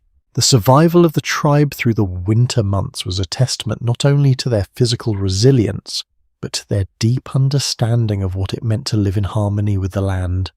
It was a way of life that blended practicality with spirituality, community with individuality, and respect for nature with respect for each other. The winter months, with all their challenges, weren't just a test of endurance, they were a test of character, one that would shape the tribe's identity for generations to come. The seasons shift imperceptibly, and as the warmth of spring settles into the land, there's a subtle hum of change in the air. The land that was once covered in thick snow is now gradually revealing its richness. Birds sing from the trees that are starting to blossom, and the soft rustling of new leaves fills the air with life. The tribe, once wrapped in layers of clothing to protect against the cold, now begins to shed those layers as the earth around them awakens. Survival during winter had always been a communal effort, a shared responsibility, but now as the tribe moves into the warmer months, the same principles of unity and resourcefulness are applied to the tasks ahead. The harshness of winter has passed, but the lessons it taught, the value of cooperation, the importance of preparation, and the need to live in harmony with nature are still very much alive.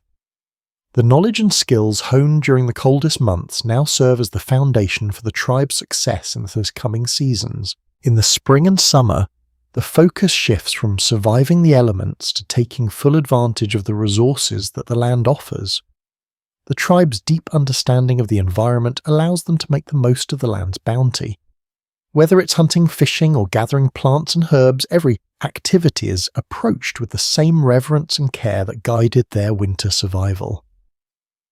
The abundance of the warmer months doesn't mean the tribe becomes complacent. Instead, it's a time of preparation, ensuring that every resource is used wisely and that nothing is taken for granted. Interestingly, the focus on preparation continues to be a central aspect of life even when survival seems less urgent. Native American tribes were experts in using every part of the animals they hunted, every plant they harvested, and every piece of the land they lived on. This deep respect for the environment wasn't just about meeting immediate needs, it was about ensuring that the resources would continue to sustain them in the future. From tanning hides to preserving food, every task was done with the understanding that tomorrow's survival depended on today's efforts. Historians still debate the long-term impact of these practices on the development of Native American societies.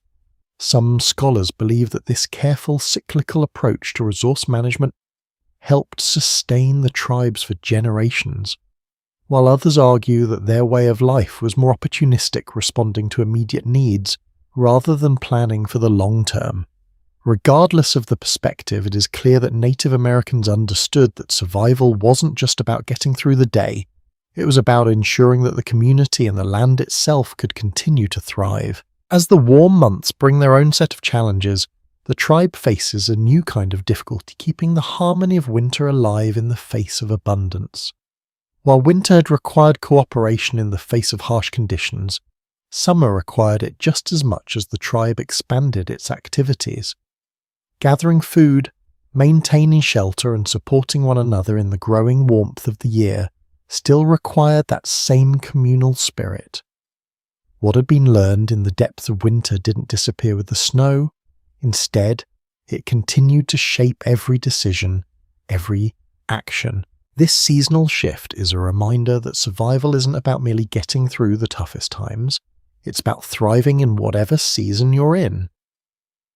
For the Native American tribes, the cyclical nature of life, where winter gives way to spring and then to summer, was not just about weather patterns.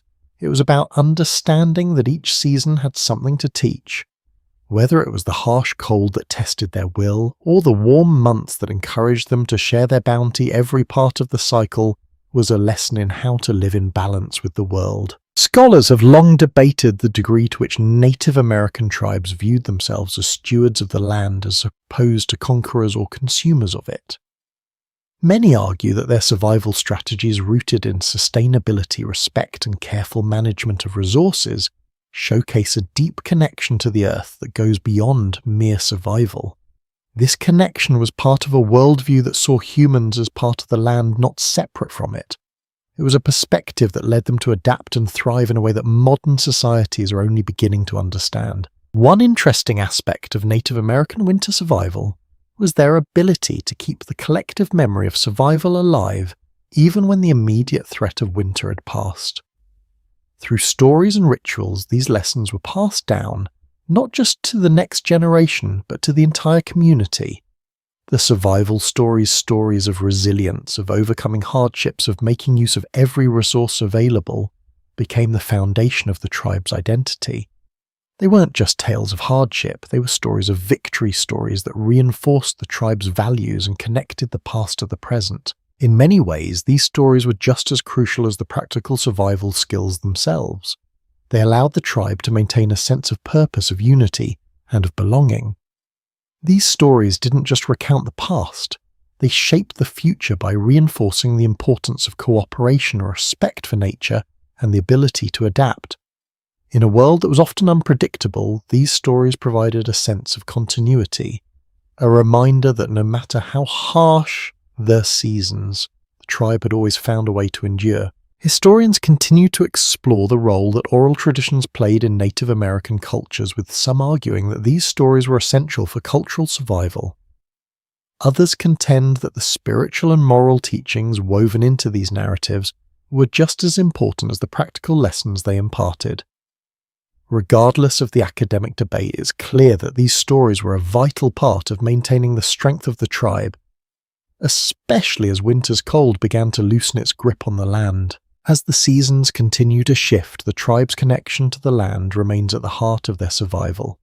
It's a bond that transcends the cold months and carries them through the warmth and abundance of spring and summer. The lessons learned in winter about patience, resilience, and the importance of community become the foundation for everything that comes next. For the Native American tribe, survival wasn't just about enduring the seasons, it was about learning from them, understanding their rhythms, and using that knowledge to create a future in harmony with the earth. The air is fresh with the scent of earth thawing under the warming sun. The snow has almost entirely melted away, leaving only patches of ice clinging to shaded corners of the land. The ground once frozen solid is now soft and yielding beneath your feet. In the distance you hear the sounds of the tribe preparing for the work that lies ahead, rebuilding, gathering and setting the groundwork for the busy months to come. It's a time of renewal, of moving forward, but also of reflecting on the lessons of the winter that has just passed. As you stand in the sunlight, there's an unspoken understanding that what has been learned from the previous season continues to shape the course of life. In many ways, the transition from winter to spring was a reminder that survival wasn't just about enduring, it was about adapting and thriving in any environment. For the Native American tribes, this adaptive resilience was built into their very way of life. They understood that the seasons were cyclical, that winter would always give way to spring, and that each season had its own unique challenges and rewards. While winter tested their ability to endure spring, and summer tested their ability to balance the abundance around them with the careful stewardship of resources. One striking aspect of this seasonal transition was how the tribe continued to rely on each other. While winter had forged a sense of unity out of necessity, the changing of seasons didn't lessen the importance of communal effort. Even as the land began to teem with new life, the tribe continued to operate with the same principles of cooperation and resourcefulness that had served them through the cold months. The knowledge shared during winter about how to conserve and utilize resources was now applied to the abundance of spring. The spring months brought with them an increase in food availability, but the tribe's ability to manage this wealth was just as critical as it had been during the lean months of winter. As plants began to grow, the community would start harvesting food, but they did so with great care, ensuring that no part of the land was overused or depleted. They didn't see this time as one of unlimited resources, but as a time to manage the land wisely, ensuring that the earth could continue to provide. Historians still debate how the deep respect for nature and careful management of resources influenced Native American agricultural practices. Some argue that the tribes were simply responding to the reality of their environment, learning from experience, to ensure that the land's resources weren't exhausted. Others suggest that these practices were shaped by a spiritual connection to the earth, with many believing that the earth was a living entity that needed to be cared for in return for the abundance it provided. Regardless of the exact reasoning, there's no denying that Native American agricultural practices were sophisticated and sustainable. In addition to hunting and fishing, the tribes developed farming techniques suited to their environment. The Three Sisters corn beans and squash were a cornerstone of many Native American diets. These crops were planted together in a symbiotic relationship. The corn provided a structure for the beans to climb, while the beans enriched the soil, with nitrogen benefiting the other crops. Squash spread along the ground, preventing weeds and retaining moisture. This method of intercropping allowed the tribe to maximize the use of their land without depleting its resources. Interestingly, these agricultural techniques weren't simply about ensuring survival. They were part of a broader cultural and spiritual philosophy. The careful planting of crops and their interdependent growth was symbolic of how the tribe viewed their relationship with the earth, a partnership based on respect, reciprocity, and care. The act of planting was as much about honoring the earth as it was about securing food. It was a physical manifestation of the belief that humans were part of a larger system, and that their survival depended on maintaining balance within that system. Some scholars argue that these farming methods helped to shape the social structures of Native American tribes. The cultivation of crops, the management of food stores, and the sharing of harvests required a level of cooperation that further reinforced the communal aspects of life. This wasn't just about growing food, it was about growing relationships, strengthening bonds within the tribe, and ensuring that everyone played a part in sustaining the community. Winter had taught them the value of working together to survive, and spring taught them how to work together to thrive. At the same time, the relationship between Native Americans and their environment was not solely based on what they could extract from the land. They understood that the Earth's bounty was finite, and they practiced conservation techniques long before such ideas became widespread. In addition to farming, hunting, and gathering, they employed various methods of preserving food for the lean months ahead. Fish were smoked, meats were dried, and fruits were preserved. These practices ensured that the tribe would have enough to get through the next winter, continuing the cycle of survival. The transition from winter to spring wasn't just about shifting from survival mode to growth, it was about maintaining the balance they had learned to live by. It was a time for gratitude and reflection. As the earth began to green, the tribe would offer thanks for the harvest to come, reinforcing their belief in the reciprocity between people and the land. This spiritual practice helped to reinforce the importance of stewardship, reminding the tribe that their survival depended on their respect for the earth. Some historians continue to explore the degree to which spiritual practices influenced Native American agricultural and survival strategies. While it's clear that the practical aspects of these practices were key to ensuring the tribe's survival, the spiritual connection to the land is often cited as a driving force behind the tribe's conservation efforts. Many tribes saw the earth as a living being that needed to be treated with care and respect. Their belief in the interconnectedness of all things, plants, animals, humans, and the environment shaped the way they interacted with the land. As the tribe moves forward into the warmer months, it's clear that the lessons learned in winter continue to shape their lives. The careful management of resources, the importance of community, and the deep connection to the land are all principles that will guide them through the coming year. The survival tactics of the winter months have been internalized and adapted to the new challenges that the spring and summer will bring.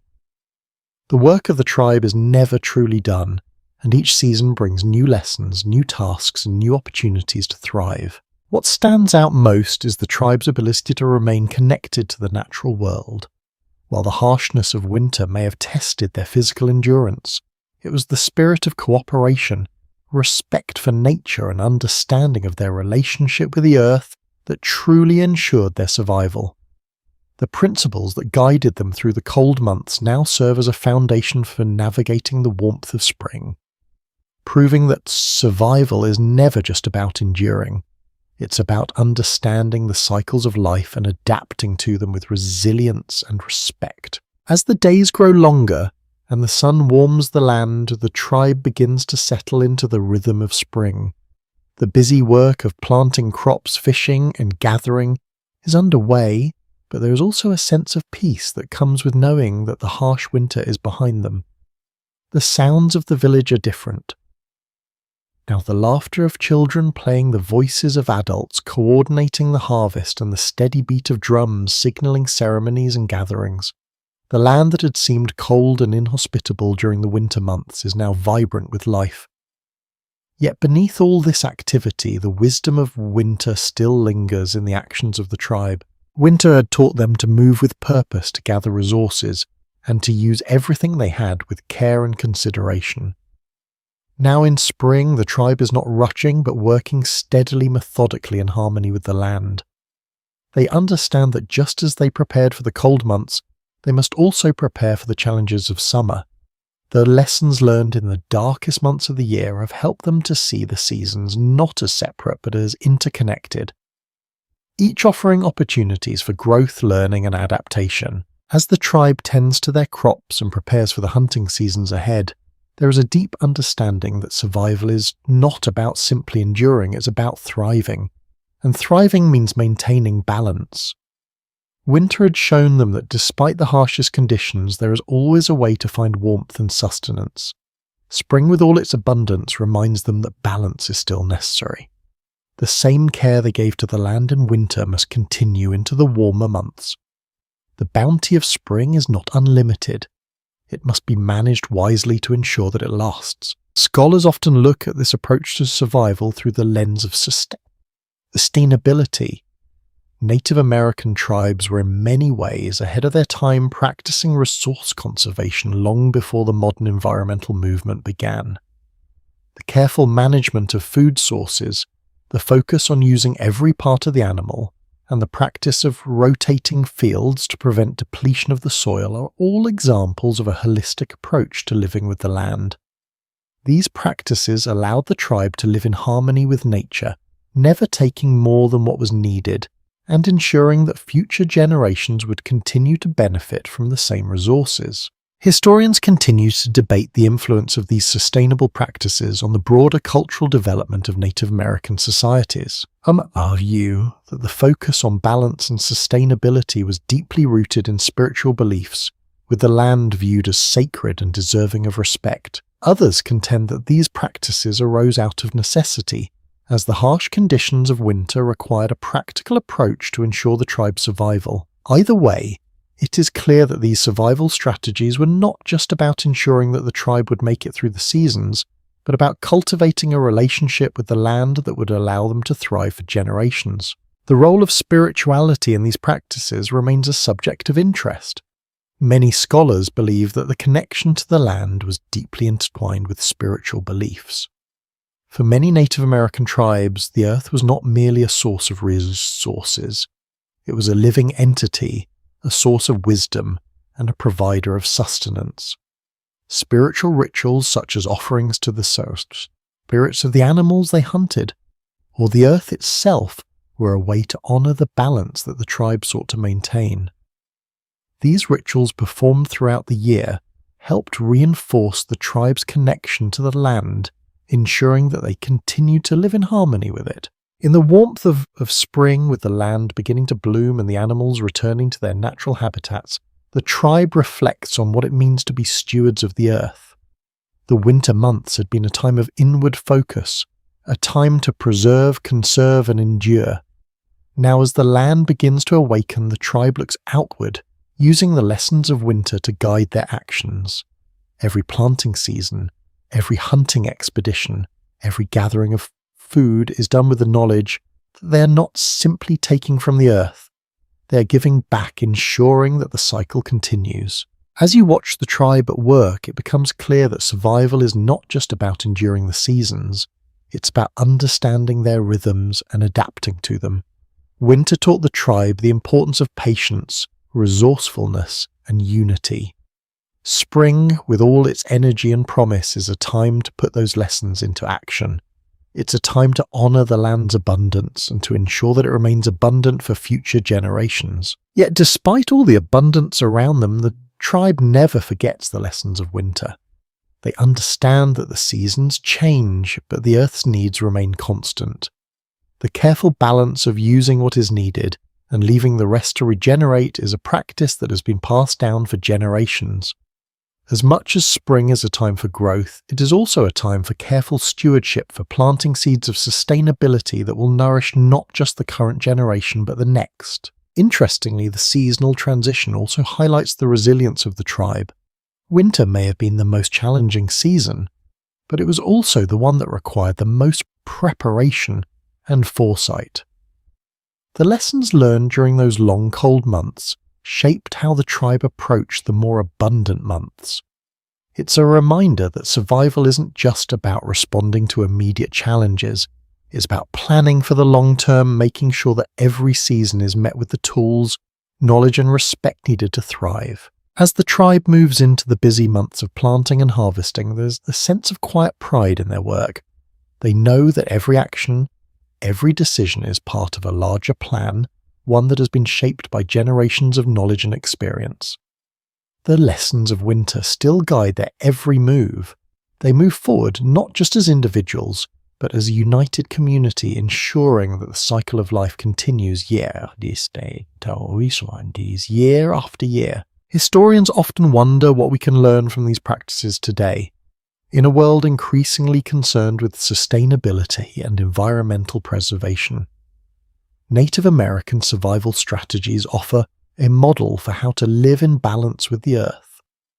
The wisdom of the past, passed down through the generations, continues to offer valuable insights into how we can ensure that future generations can thrive in harmony with the world around us. As you stand with the tribe feeling the warmth of spring on your face, you understand that survival is not just about getting through the harshest times. It's about learning from those times and using those lessons to build a better, more sustainable future. The days stretch longer now, and the air is rich with the scent of earth wet from the spring rains. The world is awake again, and with it comes a fresh sense of purpose.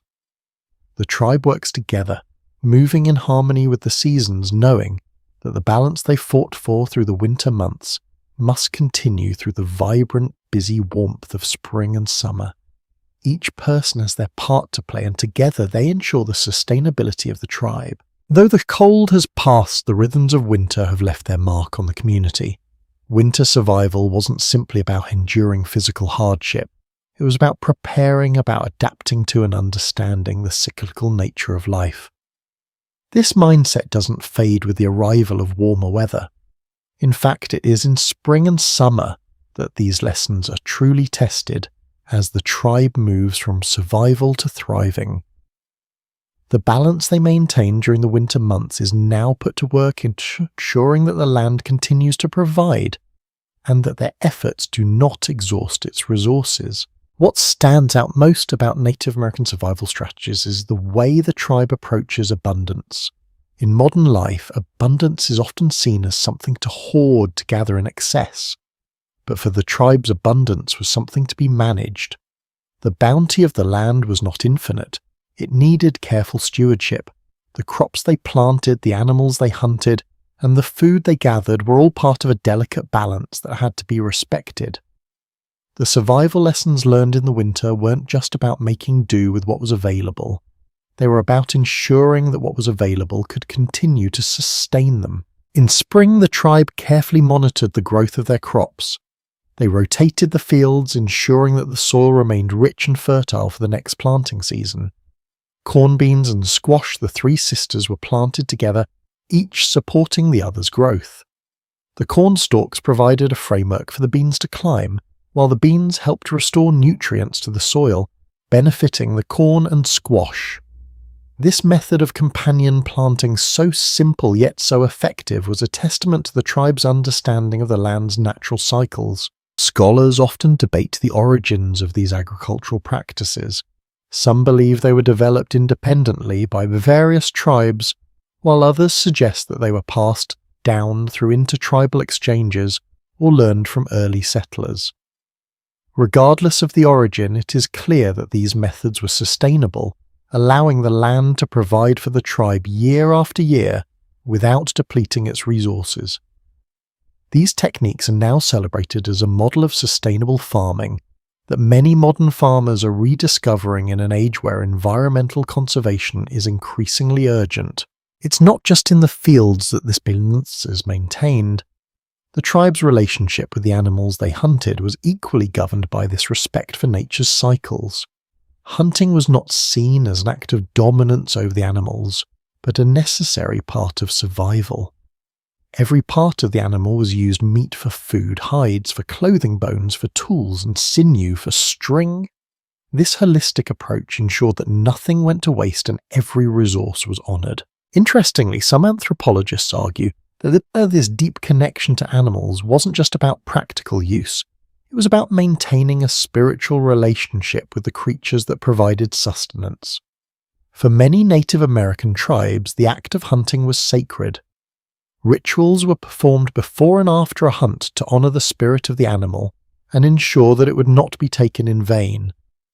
This spiritual connection served to remind the hunters that their survival depended on the land and the animals, and that they were part of a larger interconnected web of life. Historians still argue whether this spiritual connection had a direct impact on the tribe's survival rates. Some suggest that these rituals were purely symbolic, helping to maintain morale and provide emotional strength. Others argue that the spiritual practices were more than just psychological. They were vital to the tribe's overall resilience, helping them adapt to the unpredictable nature of the land and the seasons. Regardless of where one stands on this debate, the reality is clear.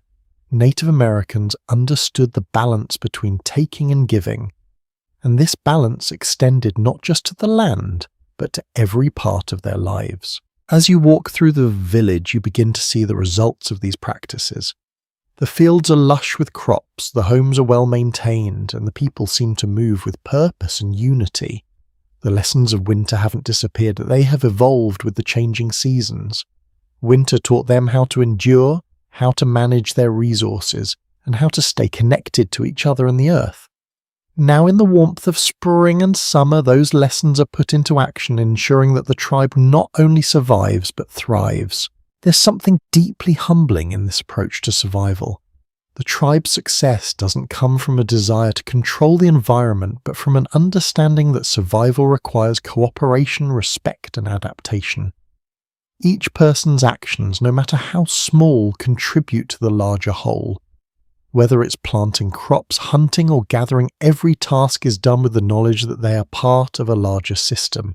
A system that has existed for generations and will continue to exist as long as they remain in balance with the earth. The spiritual connection to the land, the sense of unity within the tribe, and the practical survival skills learned through harsh winters all come together in this moment. The lessons of the cold months are not just about surviving, they are about living in harmony with the world around you. The challenges of winter were not merely obstacles to be overcome, they were opportunities to learn, adapt, and grow stronger. And as the earth warms and the seasons shift, the tribe carries those lessons forward, ready to face whatever the future holds, with the same resilience, respect, and unity that carried them through the coldest months. As you sit with the tribe watching the sunset cast its golden light over the land, you can't help but feel a deep sense of peace. The hardships of winter have passed, but the wisdom it brought will remain woven into the fabric of the tribe's way of life. The earth, with all its cycles and seasons, continues to teach, and the tribe continues to learn. The warmth of the sun touches your face and the breeze feels fresh, carrying with it the scent of blossoming plants and the earth waking from its winter slumber.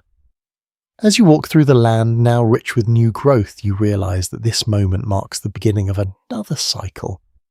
The deep lessons of the harsh winter are still very much alive in the way the tribe moves and works. It's as if each step, each task is infused with the quiet wisdom of those cold months. This season, so full of potential, also brings with it an understanding that the land is as delicate as it is generous.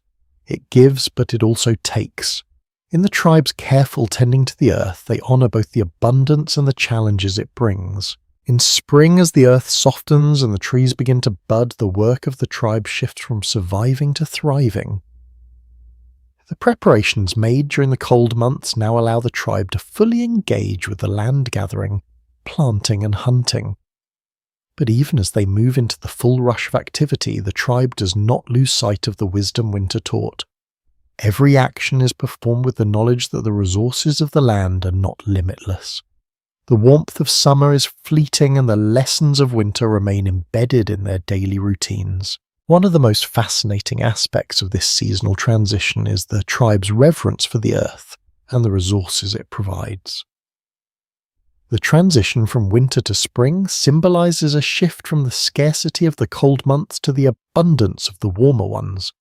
Yet even in abundance there is caution. The tribe has learned from the long hard winter months that taking more than needed leads to imbalance. The delicate act of living in harmony with the earth, neither depleting nor hoarding, guides their survival. Scholars have long debated the role of Native American spiritual beliefs in the tribe's approach to resource management. Some argue that the deep respect for the earth was rooted purely in practical survival strategies, that it was born out of necessity. Others suggest that the spiritual connection to the land played a more central role, with the tribe viewing nature as a sacred entity to be honoured and cared for. Historians still explore how these spiritual practices influenced the tribe's way of life and their approach to the natural world. Was the careful management of resources simply the result of trial and error, or was it a practice driven by spiritual understanding and respect? Whatever the root of these practices, it is clear that Native Americans were pioneers in sustainability long before the term became part of modern-day discourse. Every aspect of their lives, from the planting of crops to the hunting of animals, was guided by the need to live in balance with the environment. This was not a passive relationship, it was an active, conscious effort to understand the cycles of the earth and to participate in them. The Three Sisters corn, beans and squash were not just food crops, they were a representation of cooperation both between the plants themselves and between the tribe and the land. The deep wisdom in how the tribe approached the land is reflected not only in their agricultural practices, but in their hunting and fishing techniques as well. These methods were sustainable, designed to ensure that the animals they hunted and the fish they caught remained plentiful for future generations. By using every part of the animal, from its meat to its bones, sinew and fur, they ensured that nothing went to waste. But perhaps the most important lesson was the tribe's understanding that the land's resources were gifts that should never be taken for granted. When it came to the hunt, rituals were performed before the tribe went out, offering respect to the animals they would take. The act of hunting wasn't just a means of acquiring food. It was a deeply spiritual practice, one that reaffirmed the tribe's connection to the natural world. It was a time for reflection and gratitude, a moment to give thanks for the gifts the earth provided. Some historians believe these rituals were as important as the hunt itself, as they reinforced the tribe's reverence for nature and ensured a reciprocal relationship with the earth. Others argue that the rituals were a way to ensure a successful hunt by invoking the spirits of the animals. This connection to nature, both practical and spiritual, was woven into the very fabric of tribal life. From the way they prepared for the winter to how they cultivated the land in spring, Native Americans understood that their survival depended on living in tune with the earth, not against it. Even the way they constructed their shelters using materials that blended into the landscape reflected this sense of harmony with the environment. Today we might call this way of life sustainable or ecological, but for Native Americans it was simply the way of the world. They saw themselves as part of a larger system, a network of life that extended beyond their tribe, beyond humanity, into the very soil, the sky and the creatures they shared the earth with. This worldview influenced not only how they hunted and farmed, but also how they structured their social lives. Every action, every decision was made with an eye toward maintaining balance within this larger system. Interestingly, the interconnectedness of the tribe's spiritual and practical life can still be felt today. Many contemporary Native American communities continue to practice sustainability and traditional farming techniques, passing down the knowledge of their ancestors. These practices are seen not just as ways of preserving the environment, but as a way of honoring the deep spiritual connection that still exists between the tribe and the earth.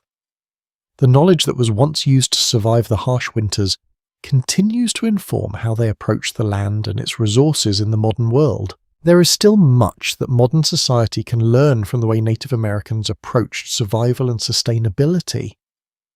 In a world that often views nature as something to be controlled and exploited, the lessons of living in harmony with the earth have never been more relevant. As the planet faces challenges such as climate change, resource depletion, and environmental destruction, the teachings of the past remind us that we are not separate from the land, but part of a larger ecosystem. The resilience and respect for nature that Native American tribes exhibited are just as crucial today as they were when their ancestors first learned to endure winter's cold. As you walk through the vibrant spring landscape, you begin to see the full scope of the tribe's relationship with the land.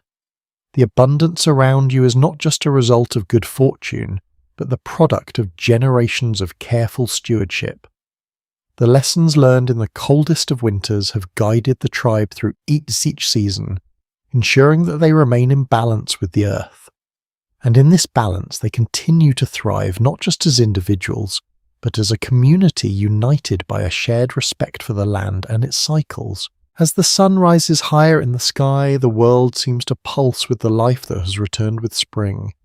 The trees are lush with new leaves, the rivers swollen with runoff from the melting snow, and the air is thick with the sounds of birds returning to their nests.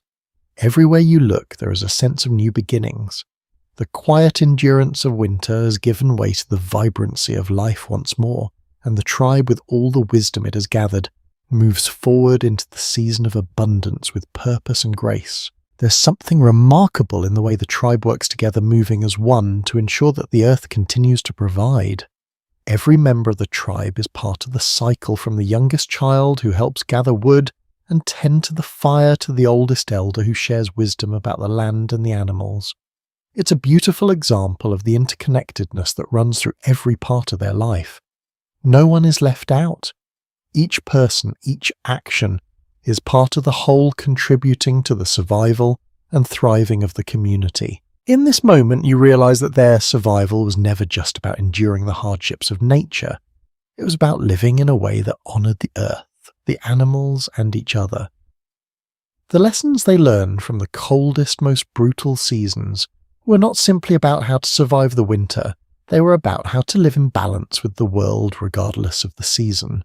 Winter might have been a time of scarcity, but spring is a time of abundance.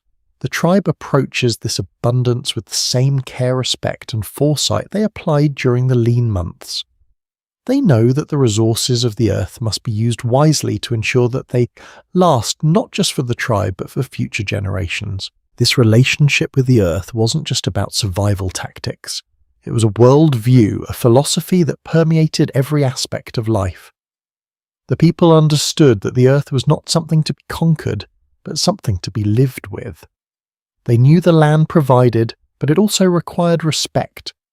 The winter's harshness had been a reminder of nature's power, and the abundance of spring was a gift that required careful stewardship. Historians have long marveled at how Native American societies managed to live in such balance with the earth. Some argue that this connection was rooted in a spiritual understanding of the land, that nature itself had a spirit, and by living in harmony with it, the tribe could ensure that it would continue to provide.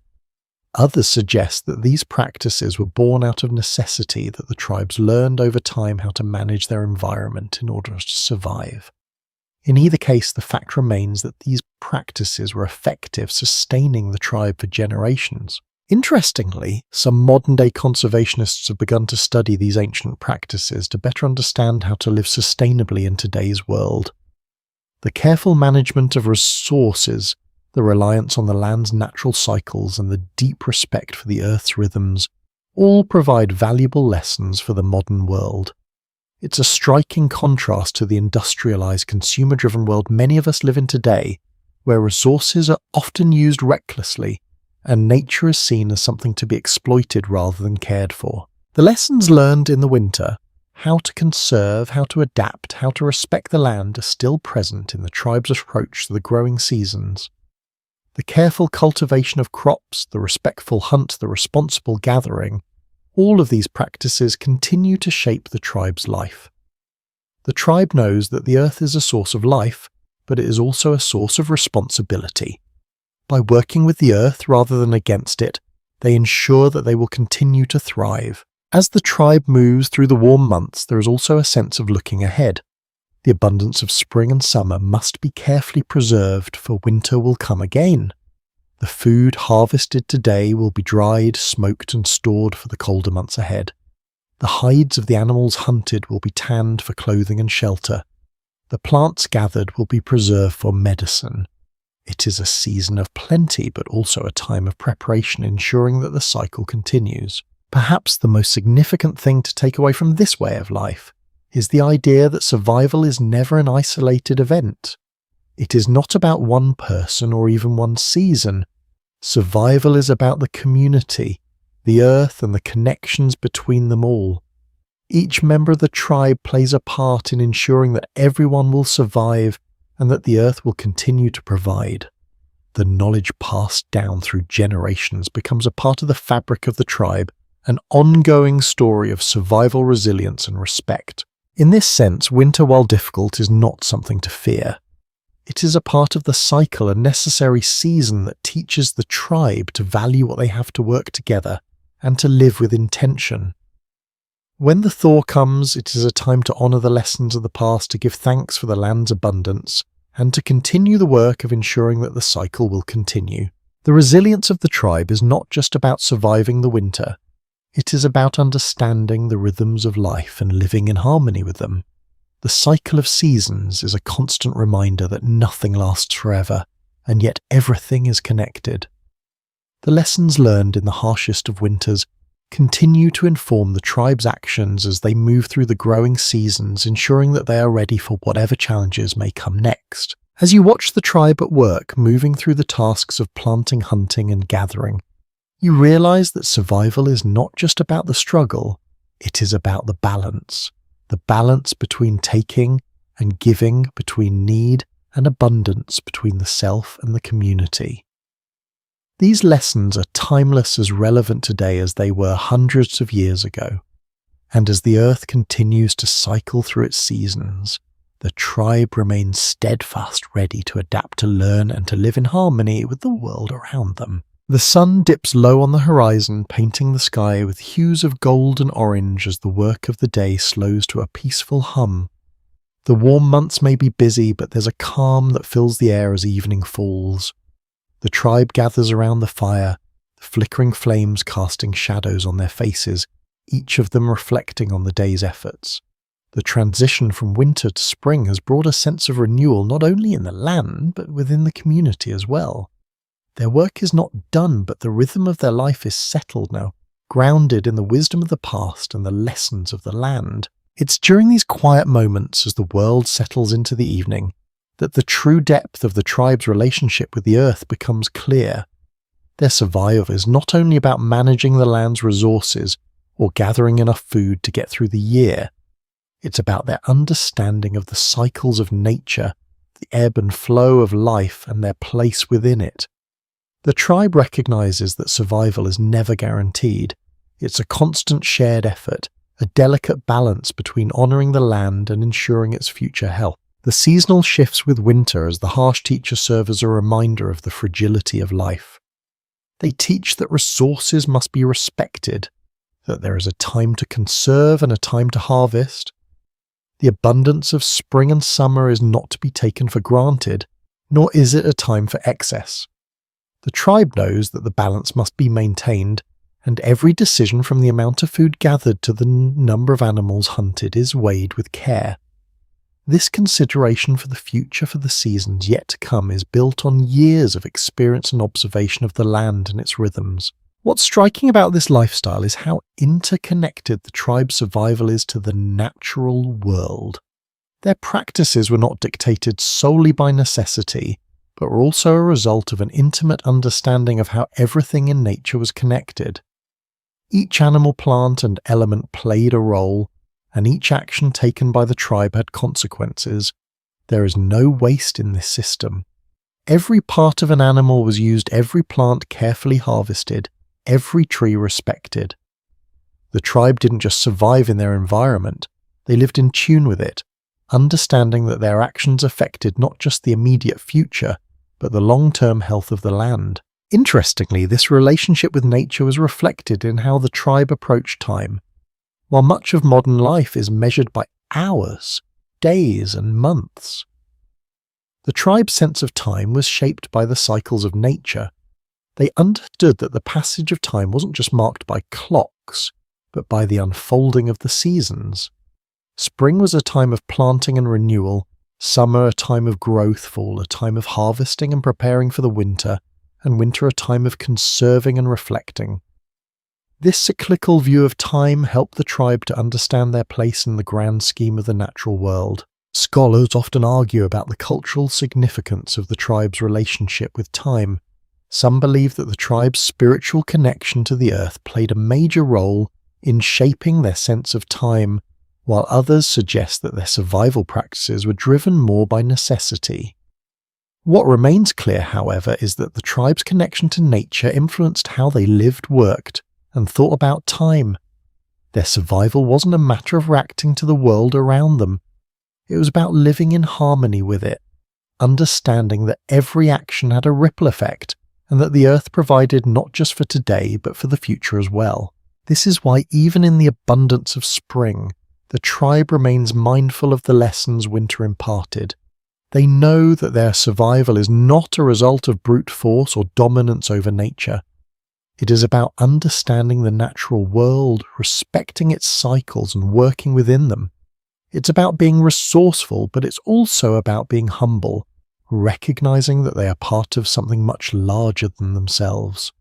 This humility is reflected in every aspect of their life, from how they care for the land to how they honor the animals they hunt. As the night falls and the tribe gathers around the fire, you can feel the weight of this understanding in the silence. There is no rush to speak. The quiet comfort of the community is enough. Winter may have been difficult, but the knowledge it provided is something that will last a lifetime. Each member of the tribe has a role to play, and that role is part of a larger purpose. Together, they ensure that the land continues to provide that the cycle of life remains in balance, and that their survival is not just about living through the seasons, but living in a way that honors them. In many ways, the survival of the tribe wasn't about conquering the challenges of winter or outlasting the cold. It was about understanding the delicate balance between the earth and its people. This balance was never static. It was something that had to be nurtured, respected, and maintained. The lessons of winter, when the world seemed so unyielding, served as a reminder of the tribe's place in the world. And as they move through the seasons, these lessons guide them, ensuring that they live with the earth, not just on it. There's a timelessness to the way the tribe lives, a deep understanding that survival is never guaranteed, and that each day is an opportunity to live in harmony with the land. The wisdom of winter, with its lessons of patience, unity, and respect, remains at the heart of everything the tribe does. As the seasons continue to turn, they will face new challenges, but the lessons they have learned will guide them, ensuring that they continue to thrive season after season. The morning light spills softly over the horizon, painting the land in hues of amber and gold. The once frozen earth now vibrates with the pulse of life as plants begin to push through the soil and animals stir in their burrows, sensing the warmth of the season. The tribe, ever attuned to the cycles of the earth, begins its work with the quiet confidence of those who know that survival is never a single act, but a constant evolving process. The harsh winter is a memory now, but its lessons remain woven into the fabric of their daily existence. As the earth reawakens, the tribe moves forward, knowing that the true measure of survival is found in the ability to live harmoniously with the world around them. What stands out in this seasonal shift is the careful balance the tribe maintains. The shift from winter to spring may seem like a moment of liberation, where food is plentiful, and shelter is no longer a battle against the cold, but for the tribe it is a continuation of their efforts. The warmth of spring doesn't erase the knowledge they have gathered from the cold. Instead, it becomes an extension of the survival strategies that have been passed down for generations. The seasonal rhythms are not abrupt changes. They are interconnected each season, offering its own set of challenges and rewards. The transition to spring is often seen as a time of abundance. The animals return, the rivers swell with fresh water, and the land begins to bloom. But for the tribe, this abundance is a gift that requires respect and care. Their approach to the earth is one of sustainability, ensuring that what is taken is given back, and that every resource is used wisely. It is a cycle not just of seasons, but of reciprocity, of living in harmony with nature. Interestingly, the relationship between the tribe and the land was not just about practicality, it was also deeply spiritual. The rituals and practices that mark the seasons from planting to hunting to harvest were grounded in a profound respect for the earth. The tribe viewed themselves as stewards of the land, guardians of its resources, and in return the land provided. This understanding of the earth as a living entity with its own needs and rhythms was central to their survival. The relationship wasn't one of domination, it was a partnership. This worldview extended to every aspect of their lives, influencing how they hunted, gathered, and farmed. For example, the practice of hunting was never viewed as simply taking from the land. It was a spiritual act, an acknowledgement of the sacrifice made by the animals to provide food and materials for the tribe. Before a hunt, prayers and offerings were made to honor the spirit of the animal and to ensure that the hunt was successful. This spiritual connection was believed to ensure that the tribe could continue to live in balance with nature, with each hunt contributing not only to the tribe's physical survival, but to its spiritual well-being as well. Historians still debate whether these spiritual practices directly influenced the tribe's survival, or if they were primarily symbolic. Some suggest that these rituals were essential in maintaining the tribe's mental and emotional resilience, offering a sense of purpose and connection during difficult times. Others argue that the spiritual connection to the land was more of a cultural expression, one that reinforced the tribe's deep respect for nature, but did not play an active role in survival strategies. Whatever the exact role, it is clear the tribe's survival was deeply rooted in their connection to the earth, and that this connection was as much spiritual as it was practical. One of the most fascinating aspects of the tribe's relationship with nature is the way they viewed their place within the broader cycle of life. Unlike modern societies, which often see humans as separate from nature, the tribe understood that they were an integral part of the natural world. They didn't simply survive by using the land, they thrived by working with it. This understanding informed everything from the way they built their homes to the way they gathered food. The materials they used for shelter, for clothing, and for tools all came from the earth, and every piece was used with care.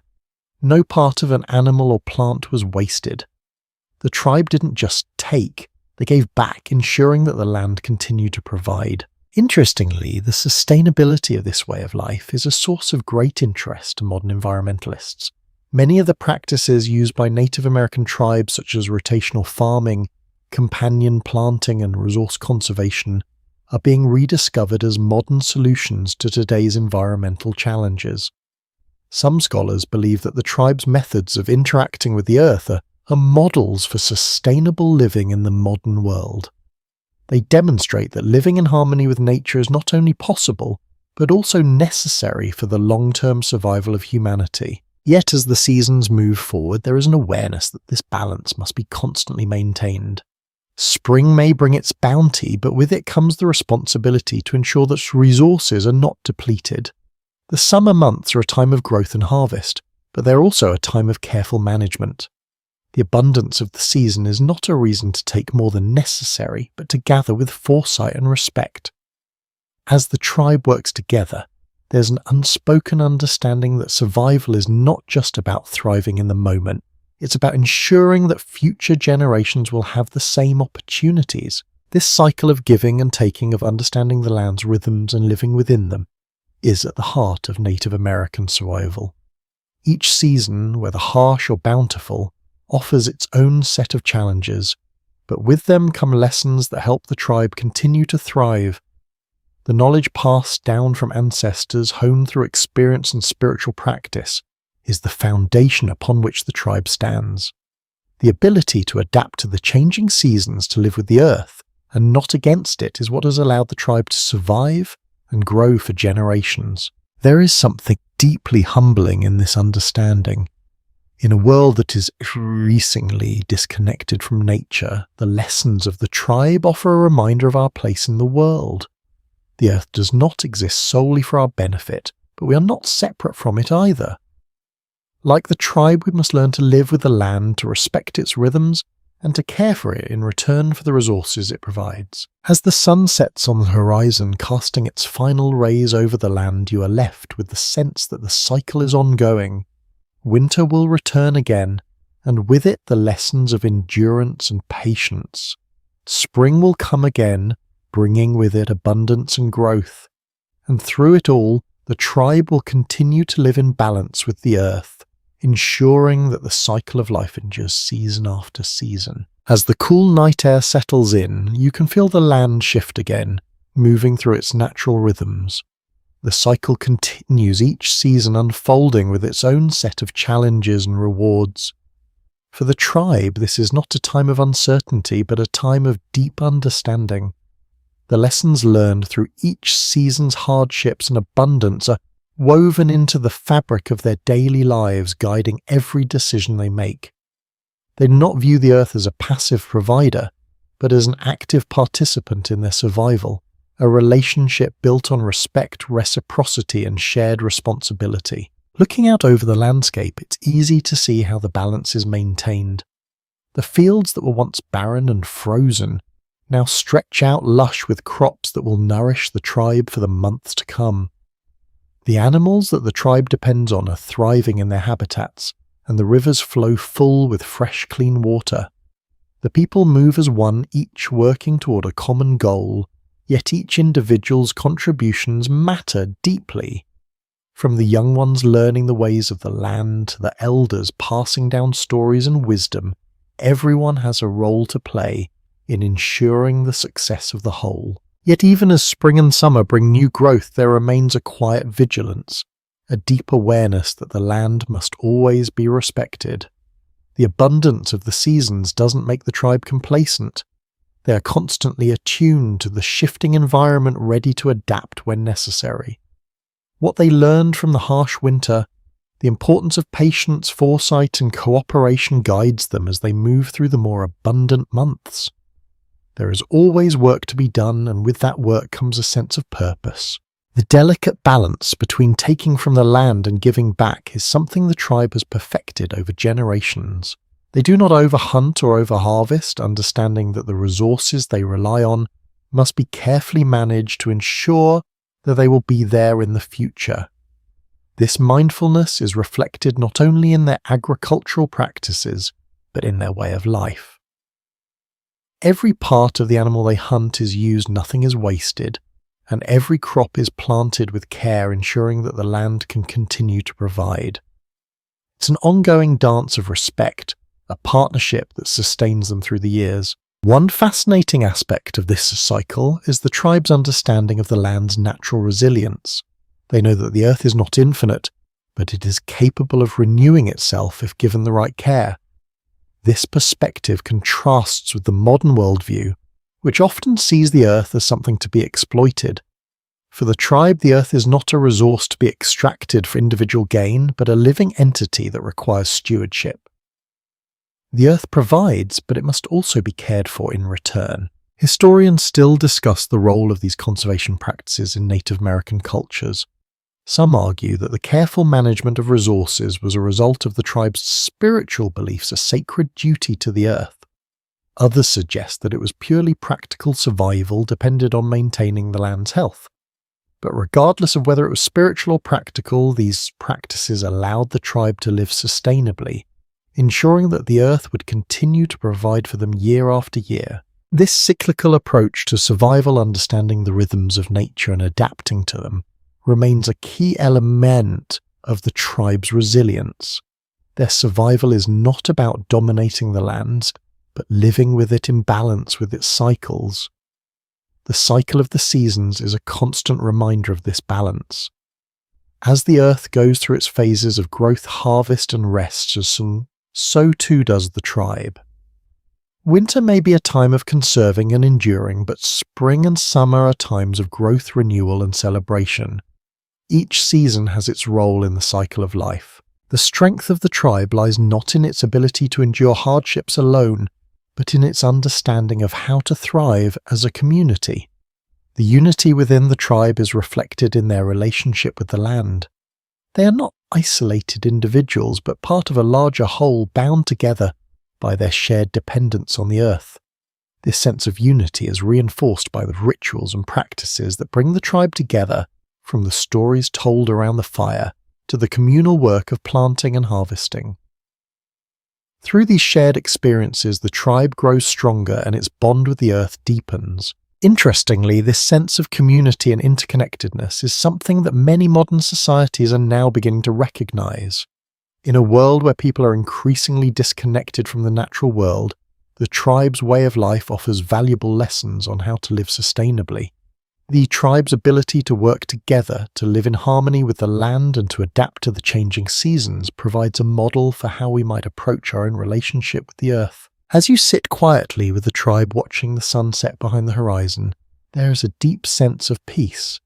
The work of the day is done, but the understanding that survival is a constant effort and ongoing cycle remains. The lessons of the past. The patience learned through winter, the respect for the land and the importance of community are always present. They are the foundation of the tribe's resilience and their ability to thrive through every season, no matter what challenges may come. In this way, survival isn't just about enduring, it's about learning from each season and using that knowledge to guide future generations. It's about understanding that the earth, while capable of great generosity, must be cared for in return. The tribe lives in harmony with the natural world, understanding that their survival depends on this balance, and as they move forward they carry with them the wisdom of the seasons, ready to face whatever challenges the future may bring. Of the day and the knowledge of the seasons continue to resonate. The transition from winter's harshness to the thriving energy of spring and summer has not been just a physical change, it's been a spiritual one, deeply rooted in understanding the flow of time, nature, and survival. As you reflect on the seasons and their cycle, it becomes clear that the tribe's wisdom is built upon the understanding that survival is not just about overcoming obstacles, it's about adapting to the inevitable changes of life. Winter's lessons of patience and endurance have given way to the vibrant lessons of spring and summer, renewal, growth, and abundance. Yet even in the midst of abundance, the tribe remains cautious and mindful. The rhythms of nature, each season bringing its own challenges and gifts, have taught them to respect the flow of life, to never take more than needed, and to always give back to the earth that provides so much. In this there is an extraordinary resilience. The tribe doesn't simply survive. It thrives by living with the land, recognizing its cycles and working in harmony with them. From the smallest task to the largest gathering, every action is performed with the knowledge that the earth is not a resource to be exploited, but a partner in life. The seasons don't demand of the tribe. They teach, guide, and shape their actions, fostering an ongoing dialogue between the people and the land. Every tree, every animal, and every stream is part of this conversation, each playing a role in the ongoing dance of survival. One of the more fascinating aspects of this survival is the tribe's ability to weave practicality with spirituality. The rituals performed throughout the seasons, whether for planting, hunting, or gathering, are not just ceremonial. They are a way of reinforcing the bond between the people and the earth, a reminder that survival is a shared effort. While modern society often separates the spiritual from the practical, the tribe integrates them seamlessly. Their reverence for nature is not just an abstract belief, but a practical necessity for ensuring the Earth's continued abundance.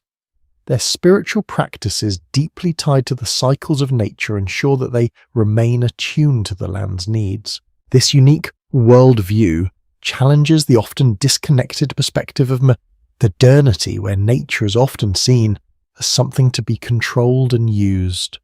The tribe's relationship with the earth was based on reciprocity, not domination. Historians continue to debate whether this balance was rooted more in practicality or spiritual belief.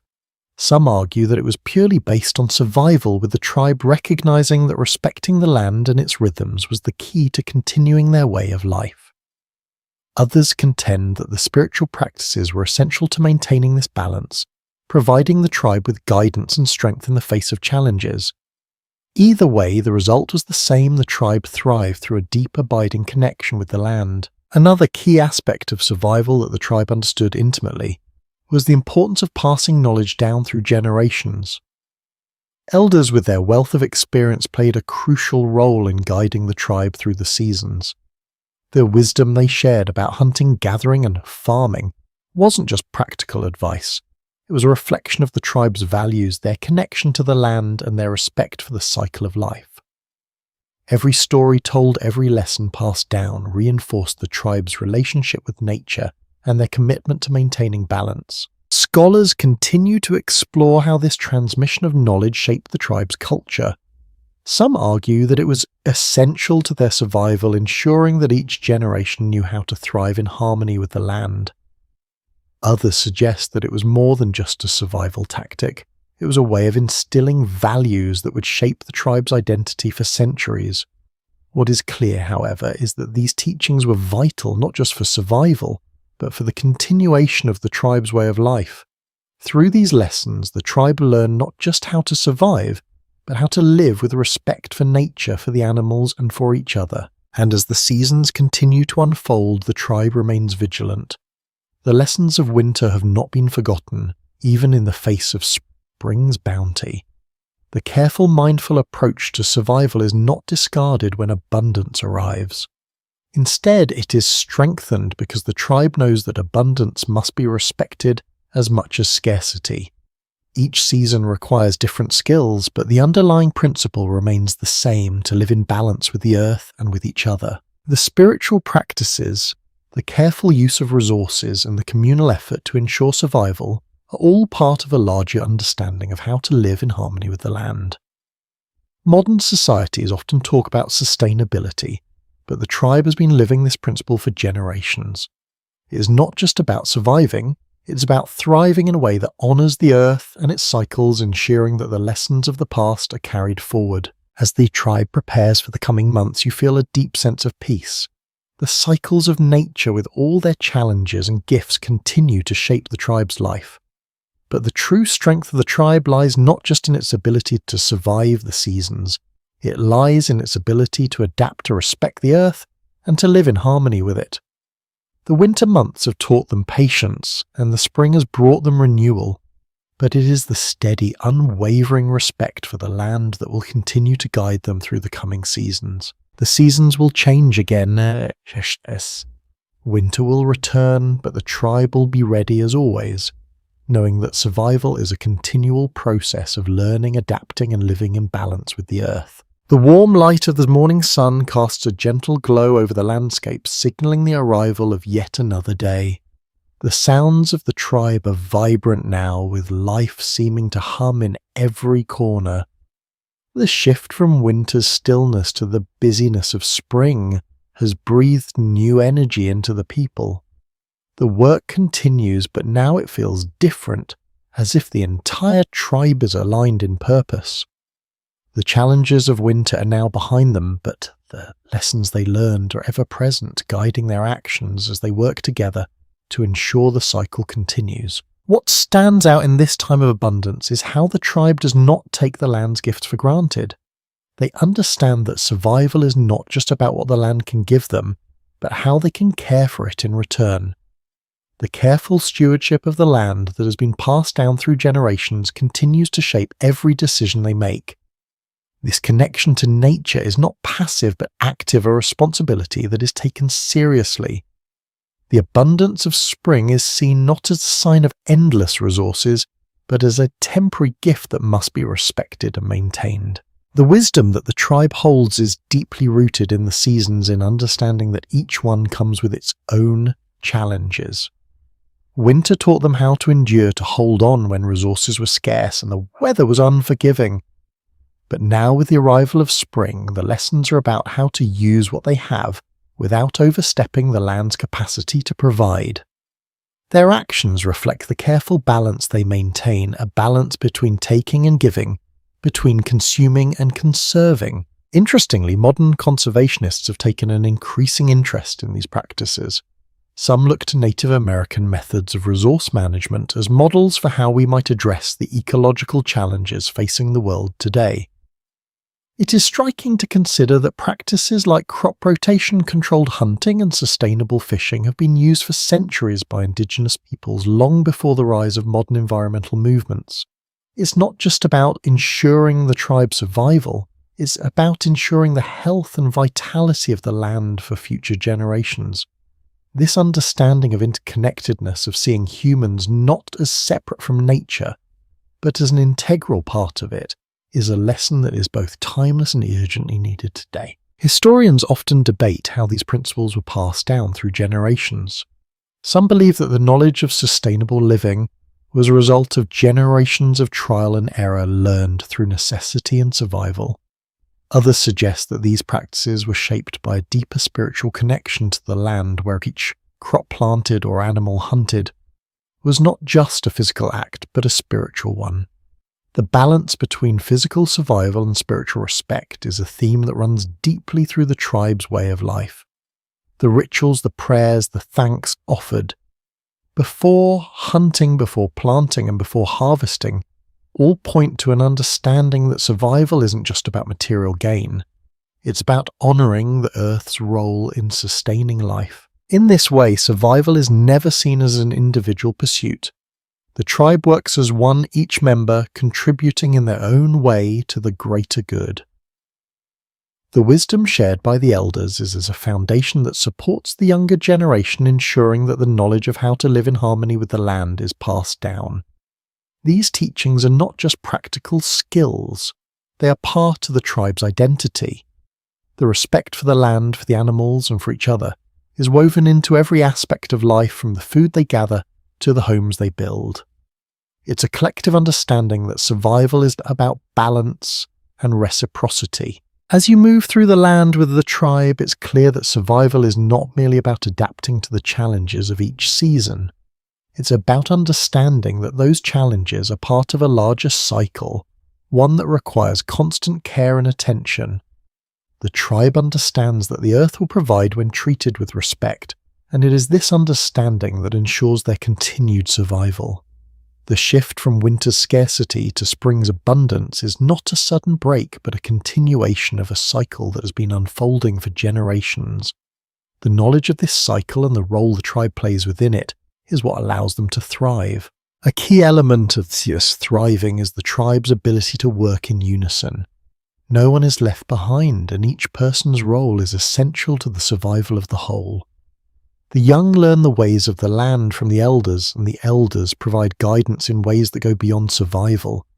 They teach the tribe the values of patience, resilience, and respect. These lessons are not just for the harvests and hunts of today, they are lessons for the future. The wisdom passed down through the generations ensures that the tribe will not only survive the coming seasons, but will thrive in them. This deep sense of community, of shared responsibility, is something that is often overlooked in discussions of survival. Modern survival techniques often focus on the individual, how to stockpile supplies, how to prepare for emergencies, how to survive alone. But for the tribe, survival was always a collective effort. Each person played a part, and it was through working together that they ensured everyone's well-being. The strength of the tribe was not in individual prowess, but in the collective power of the community. Interestingly, this communal approach to survival extends beyond just the people. It is reflected in their relationship with the land. Every action taken by the tribe, whether it is planting a seed or harvesting a crop, is done with the knowledge that the land is not a resource to be exploited, but a partner to be respected. This respect is not only spiritual but practical. The tribe does not take more than they need, they don't deplete the land's resources, and they ensure that they leave room for future generations to do the same. Historians often point to this as one of the most remarkable aspects of Native American life. The ability to live in balance with nature, to take only what is needed, and to give back in return is a practice that remains deeply relevant today. As the modern world faces the consequences of overexploitation and environmental degradation, the lessons of these tribes stand as a reminder of how we might live differently, how we might return to a more sustainable way of life, one that values not just survival, but a harmonious relationship with the earth. The tribe's understanding of survival is not limited to physical endurance. It is about thriving, growing, and living in balance with the earth. As the seasons continue to shift and change, the tribe moves forward ready to face whatever challenges the future may bring, but always with the wisdom of the past guiding them. The earth will continue to provide, and the tribe will continue to honor it, ensuring that the cycle of life remains unbroken, just as it has for generations. The warmth of summer has fully arrived, bringing with it the hum of life in its most active form. The days are long and the land is full of movement. Animals are at their most abundant, crops are ripening under the sun, and the tribe is busy with the work of gathering, planting, and harvesting. As the seasons shift, so too do the responsibilities of the tribe. What was once a time of conservation and endurance has now become a time of growth, abundance, and preparation for the months to come. Yet even with the bounty of summer surrounding them, there is an undeniable awareness that the cycle of life is ever turning. The tribe knows that abundance must be carefully managed to ensure the land continues to provide. They don't take the gifts of the earth for granted. There is no rush to gather everything in sight, for they understand that sustainability requires patience. They harvest only what is needed, and every effort is made to ensure that the land remains fertile for the seasons ahead.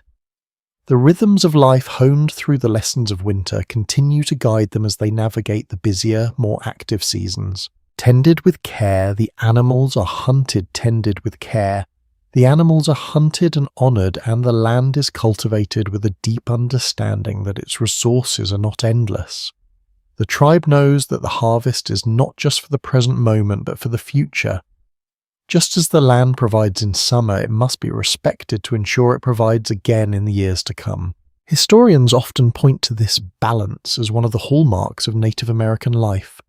The ability to move from scarcity to abundance with such grace, and to carry the lessons of one season into the next, is a testament to the tribe's adaptability and respect for the earth.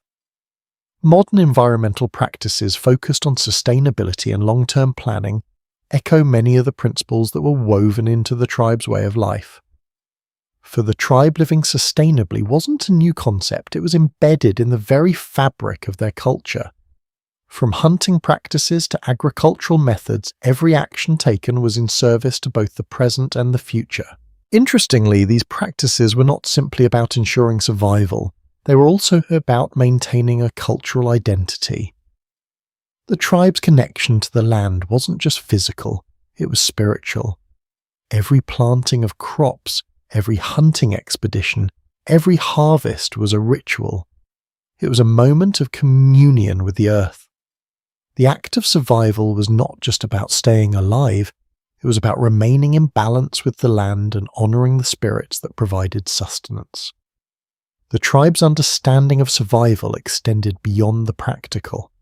It was deeply interwoven with their worldview and spirituality. The community understood that survival wasn't just the work of the individuals. It was the collective effort that ensured everyone's well-being. The work of planting crops, gathering food, and preparing for the future was a shared responsibility. There was no division of labour that separated one group from another. Everyone had a role to play, and each person contributed to the tribe's overall survival. Elders imparted knowledge. Young ones learned the skills of survival, and adults worked together to gather and harvest. each person was vital to the health of the community, and this sense of unity ensured that no one was left behind. The strength of the tribe was found not just in individual prowess, but in collective action. As the tribe works together to harvest the land's bounty, the teachings of winter remain present. The patience learned in the cold months when survival depended on conserving energy and resources now informs the tribe's careful approach to the abundance around them. In the past, they had learned to make do with what was available to adapt to scarcity. Now they are learning to be equally mindful in times of plenty. The tribe's work in the fields, the care with which they gather food, and the respect they show for every animal and plant reflect their understanding that life is a cycle, and abundance must be managed as thoughtfully as scarcity. At the heart of this cycle is an awareness that survival is not just about taking from the land, but about giving back. Just as the tribe has learned to live in harmony with nature, they also understand the importance of maintaining that balance. The work they do in the summer is not just for immediate sustenance, it is for the health of the land and the tribe for seasons to come.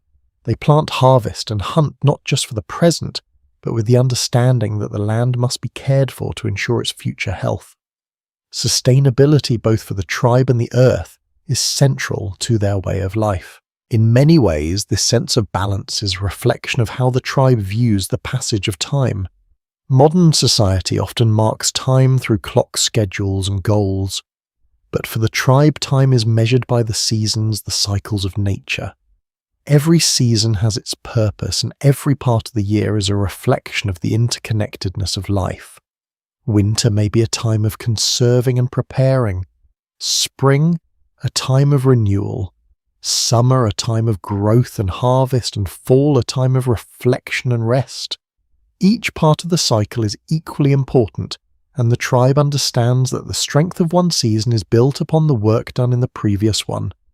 The survival of the tribe is not measured by individual milestones, but by the steady continuity of life year after year. Scholars still debate whether this cyclical understanding of time and survival was purely pragmatic or if it had a deeper philosophical or spiritual meaning. Some suggest that it was simply a reflection of the tribe's practical needs, while others argue that the cyclical nature of life was a core aspect of their worldview, a way of understanding their place in the natural order. Either way, this understanding of time as a cycle rather than a linear progression shaped how the tribe lived and worked.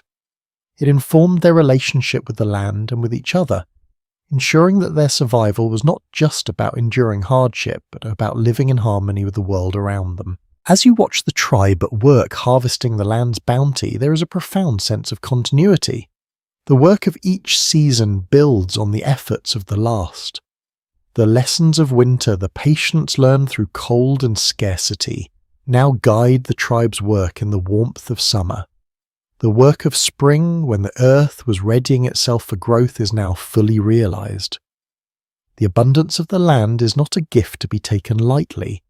It is a reminder of the cycle of life, a cycle that the tribe honors and respects. Each season, each harvest, each hunt is part of a larger rhythm that continues to guide them. The sun sets on another day, and as the tribe gathers around the fire, there is a sense of peace. The work of survival continues, but the challenges of the past feel distant now. They know that the work they have done, the lessons they have learned, and the respect they have shown for the earth will carry them through the seasons yet to come. The cycle continues, and the tribe continues with it, strong, united, and connected to the land that sustains them. The first light of dawn dances across the horizon, casting long shadows over the village as the sounds of morning activity begin to stir the air. The earth, rich with the remnants of a long winter, is once again alive, and the rhythm of life pulses through the land. The tribe, ever vigilant, begins the day's work with a quiet understanding that survival is never a single effort, but a series of intentional, harmonious actions that depend on the cooperation of all. The wisdom learned from winter's hardships continues to shape their approach to the more abundant seasons. Yet as spring and summer settle into the land, the cycle they live by remains steady. They have learned from the earth how to live, and in return they take care to honour what it provides. With the lush fields surrounding them, the tribe is fully immersed in the busyness of the season. The crops are thriving, the animals are plentiful, and there is a palpable sense of unity as each member of the community works together. The young assist with planting, the elders guide the hunting expeditions, and everyone's role is essential to the continued success of the whole. It is clear that each member of the tribe, no matter their age or status, contributes to the collective survival. The sense of shared responsibility binds them, creating a unity that will endure through the challenges ahead. As the days unfold, the abundance of nature is evident everywhere. The air is thick with the scent of blooming flowers and fresh earth, while the rivers and streams flow swiftly with the spring melt. The land has shifted from its quiet winter dormancy to an energetic outburst of growth. For the tribe, this season represents both the fulfillment of their careful preparations and a reminder of the care required to maintain the balance they've worked so hard to achieve. As they gather food, build shelter, and continue their daily tasks, they remain mindful that this abundance is not unlimited. The land will only continue to provide if it is respected and if every part of it is used with intention. A fascinating aspect of Native American survival is how the tribe uses the seasons not just for subsistence, but for a deeper understanding of their connection to the world. Winter taught them patience and endurance. Spring and summer teach them to manage abundance wisely. The seasonal changes bring with them new lessons, and the tribe's ability to adapt to these lessons reflects their wisdom. Their relationship with the earth is not one of exploitation, but of stewardship. They take what is needed and leave the rest, ensuring that the land remains fertile for the future. Every action taken is informed by the understanding that the tribe's survival is linked to the health of the land. Scholars have long discussed the role that stewardship played in the tribe's ability to sustain itself. Some argue that it was a direct result of the tribe's spirituality, with each member seeing themselves as caretakers of the earth. Others suggest that these practices were born from necessity, that the land's limited resources required careful management. However, both viewpoints agree on one fundamental fact: Native Americans were masters of living in balance with the earth. They understood that the land could not be taken for granted. This relationship was not simply a practical method of survival, it was woven into the tribe's cultural and spiritual identity. The rituals performed throughout the seasons are a testament to this belief. Before hunting, planting, or harvesting, the tribe would give thanks for what the land and animals provided. These rituals were not mere formalities. They were acts of gratitude, acknowledging that the earth's gifts were not to be taken lightly. By honouring the land and the creatures it harboured, the tribe ensured a continuous relationship of mutual respect. These acts of reverence were just as important as the physical tasks of planting crops or hunting animals. For the tribe, the spiritual connection to the land was intertwined with the practical need to use it sustainably. One could not exist without the other. This holistic understanding of survival, one that blends physical practice with spiritual reverence, offers a model for today's world. Modern societies often focus on the practical aspects of survival, such as technology, innovation, and industry. However, the lessons of the tribe remind us that true sustainability requires more than just material solutions. It requires a deep respect for the earth, for the resources it provides, and for the cycles of life that govern it. The tribe's ability to thrive in such balance with nature speaks to a wisdom that has lasted for centuries, a wisdom that continues to offer guidance as we face the environmental challenges of the modern world. What is also striking about the tribe's approach to survival is how they view time. While modern societies often see time as linear, constantly moving forward, progressing toward new goals, the tribe's understanding of time is cyclical. Each season follows the next in a continuous loop, and each one builds upon the lessons of the last. Winter is not seen as an end, but a necessary pause before the renewal of spring. The cycle is endless, and with it comes a deep understanding that each season contributes to the well-being of the tribe, each season offering something new and vital. This cyclical view of time is reflected in the tribe's practices. In winter, they conserve and prepare for the coming abundance of spring. In summer, they gather and celebrate the fruits of the earth. In autumn, they reflect on what has been harvested and prepare for the coming cold, and each season, no matter how harsh or abundant, carries lessons that help the tribe continue to live in harmony with the land. The land's rhythms are mirrored in the tribe's actions. They work with the seasons, understanding that survival is not a race but a continuous journey through cycles of challenge and reward. As you watch the tribe moving through the summer months, harvesting the crops, hunting the animals, and preparing for what comes next, it becomes clear that their survival is not just about enduring hardship. It is about adapting to each season's unique demands, respecting the cycles of the earth, and ensuring that the land continues to provide for future generations. The wisdom that guides them is not just practical knowledge, but a way of life, a way that honours the earth, respects the land's abundance, and ensures that the tribe will continue to thrive in balance with the world around them. The challenges of winter have passed, but their lessons remain with the tribe. They carry forward the understanding that survival is not a one-time effort, but a continual process that requires mindfulness, respect, and cooperation. As they move through the abundance of summer, they do so with the knowledge that they are part of a larger cycle. The earth gives and they give back, ensuring that the balance is maintained. The survival of the tribe is not just in their ability to gather food or build shelter, but in their ability to live in harmony with the land in a cycle that continues season after season, generation after generation. As the warm glow of summer continues to envelop the land, the tribe is fully immersed in the rhythm of life. The earth hums with activity, and every step they take is a reflection of their deep connection to the land. The crops have grown tall, the rivers are teeming with fish, and the animals are abundant. The air is filled with the sounds of nature, from the calls of birds to the rustling of leaves in the gentle breeze. It's a season of growth, of vitality, and of preparation for the coming months. Yet even as the tribe enjoys the abundance of the season, there is a quiet awareness that this time of plenty will eventually give way to the harshness of winter. In this awareness there is no panic, only a deep understanding of the cyclical nature of life. They are not blind to the passing of time or the challenges that lie ahead. Instead, they live in the moment, fully aware that each season is interconnected with the next. The work done now will determine the success of tomorrow, and the wisdom gained from the past will guide them through what is yet to come. What stands out in this approach to survival is the tribe's ability to adapt to the rhythms of nature. They don't fight against the seasons, they work with them. In the summer months, they harvest the land's bounty, but they do so with an understanding that the land requires rest as well. The wisdom of winter, when the tribe learn to conserve and endure, informs their actions in the warmer months. They don't overconsume or take more than they need. Instead, they harvest carefully, ensuring that the land can continue to provide when the colder months return.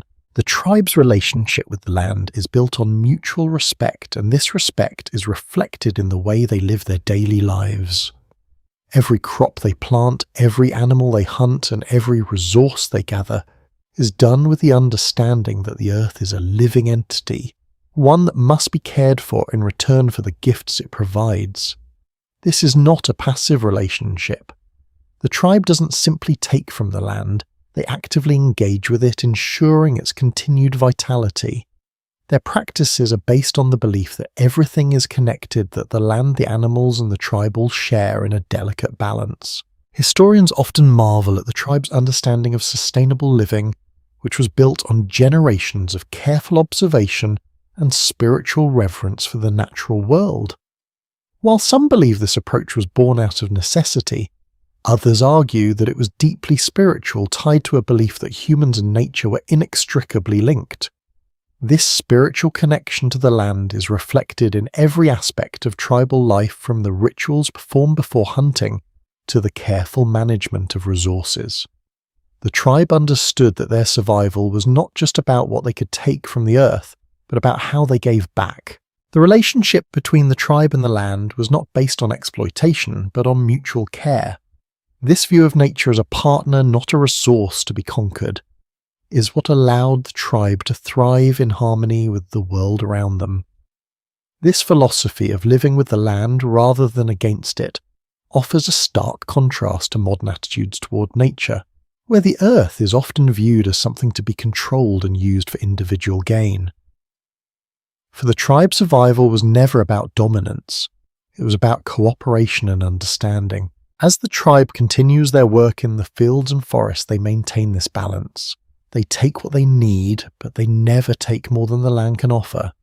This careful stewardship ensures that the land will continue to provide for them year after year. They do not exhaust the resources around them. Instead, they respect the cycles of nature, knowing that the land will give back when treated with care. Interestingly, modern-day conservationists have started to study these ancient practices, seeing them as a model for sustainable living. Many of the methods used by the tribe, such as rotating crops, controlled hunting and fishing, only what is needed, are now being recognized as effective strategies for preserving resources. The tribe's understanding of sustainability built over generations is proving to be more relevant than ever in a world facing ecological crises. The lessons learned from the earth are being rediscovered, and there is hope that these ancient practices can help guide modern society toward a more balanced, sustainable future. This approach to survival, rooted in both practical knowledge and spiritual wisdom, speaks to the tribe's resilience. Their strength is not found in individual survival, but in their collective ability to adapt to the changing world around them. The survival of the tribe depends on each person, on each action, contributing to the greater good. This unity, forged through shared effort and mutual respect, is what has allowed them to endure the harshest winters and enjoy the abundance of spring and summer. As you walk through the village, you see the results of this collective effort. The fields are lush with crops, the smoke from the cooking fires rises into the air, and the children play under the watchful eyes of the elders. The tribe is alive, full of energy and thriving. But even as they enjoy the fruits of their labour, they are mindful of what is yet to come. Winter, though distant, is always on their minds, and they prepare accordingly. The harvest is not just for today, but for tomorrow. The work they do now ensures that the tribe will continue to survive and thrive no matter the season. The lessons of winter's patience and endurance have been replaced by the lessons of spring and summer growth, abundance, and preparation. But even in the fullness of the warmer months, the tribe continues to live by the principles learned in the cold. They take only what is needed, share freely with each other, and care for the earth with respect. Their survival and their success is a direct result of their understanding that survival is not about enduring alone. It is about thriving together in balance with the world around them. The seasons will continue to change and the cycle will repeat. Winter will return, but the tribe will be ready, having already learned the lessons of the past and adapted to the rhythms of the land. With each season, they continue to grow stronger, their connection to the earth deepening, and their understanding of survival expanding. Their way of life is not just about surviving the elements, but about living in harmony with the cycles of nature, ensuring that the earth continues to provide now and in the future. As the last days of summer stretch into the beginning of autumn, the land begins to show the first signs of change. The air grows cooler, and the once vibrant fields now begin to take on the golden tones of harvest. The tribe moves through this season with a quiet efficiency, gathering the crops they have tended to throughout the warmer months. The ripened fruits and vegetables are carefully harvested, dried, smoked and stored. Every part of the animal, every plant gathered is utilized with the same attention to detail that has characterized the tribe's way of life for generations. Autumn is a time of preparation. The work of the warmer months of planting and harvesting is now complete, and the tribe begins to shift focus toward the coming cold. The rhythm of the seasons, which the tribe has followed for so long, is apparent in the work that is done. There is no panic or rush. Instead, there is a steady, calm approach to the tasks at hand. The lessons of winter are never forgotten. The tribe knows that they must prepare for the colder months, ensuring them having enough food and supplies to survive until the cycle begins again. The cooler months bring with them a quiet reflection. As the earth begins to rest, the tribe also takes time to pause. They gather around the fire, telling stories of the past and honouring the traditions that have sustained them for generations. The community comes together to share the bounty of the harvest, reinforcing the ties that bind them. These moments of reflection are as important as the practical work of survival. It is during these times of rest that the tribe reaffirms its connection to one another and to the land. One fascinating aspect of the tribe's approach to autumn is how they use the changing season as an opportunity for renewal. The cycle of planting, growing, harvesting, and resting is not just about physical survival. It is also a time to renew their spiritual connection to the earth. The tribe understands that the land provides not just for their physical needs, but for their spiritual well-being as well. The harvest season is not just about gathering food, it is also about giving thanks to the land for the gifts it has provided. In this season of abundance, the tribe remains mindful of balance. They take only what is needed, always with the understanding that the land's resources must be respected. This practice of restraint, of ensuring that they do not over-harvest or deplete the land, is a reflection of their deep connection to the earth. They know that the land cannot provide endlessly without care. The wisdom of winter learned during the lean months informs their actions now. The tribe understands that even in times of plenty they must maintain the same respect for the earth as they did during times of scarcity. Historians continue to debate the role of these practices in the tribe's long-term survival. Some suggest that the tribe's approach to sustainability was purely practical, developed over generations of trial and error. Others argue that their reverence for the land was deeply spiritual, with their practices rooted in a belief that the earth was a living entity that required care and respect. Regardless of the source, it is clear that the tribe's survival was intimately tied to the land and their ability to live in harmony with it. One of the most remarkable things about the tribe's way of life is how they view time. For the tribe, time is cyclical, defined by the rhythms of nature rather than by clocks or calendars. The seasons with their changing demands shape the tribe's activities and guide their work. The lessons learned in winter, when survival depended on conservation and patience, are applied in the spring and summer, when growth and abundance require careful management. Autumn, with its harvest, is a time to reflect on what has been achieved and to prepare for what is to come. This understanding of time as a continuous repeating cycle is a stark contrast to the linear way in which time is often viewed in modern society. For the tribe, there is no beginning or end. There is only the flow of seasons, each building on the last each, contributing to the survival of the whole. The focus is not on individual achievement or success, but on the community's ability to work together and maintain balance. This cyclical view of time informs the tribe's relationship to the earth, to each other, and to the future. Interestingly, this cyclical understanding of time has begun to resonate with modern environmental movements, and in an age where time is often measured in deadlines, goals, and progress, the tribe's approach offers a refreshing perspective. The seasons are a reminder that life is not about constant forward movement, but about living in harmony with the natural cycles that sustain us. The tribe's understanding of survival, based on respect for the land and recognition of the interconnectedness of all things, offers valuable lessons for the future.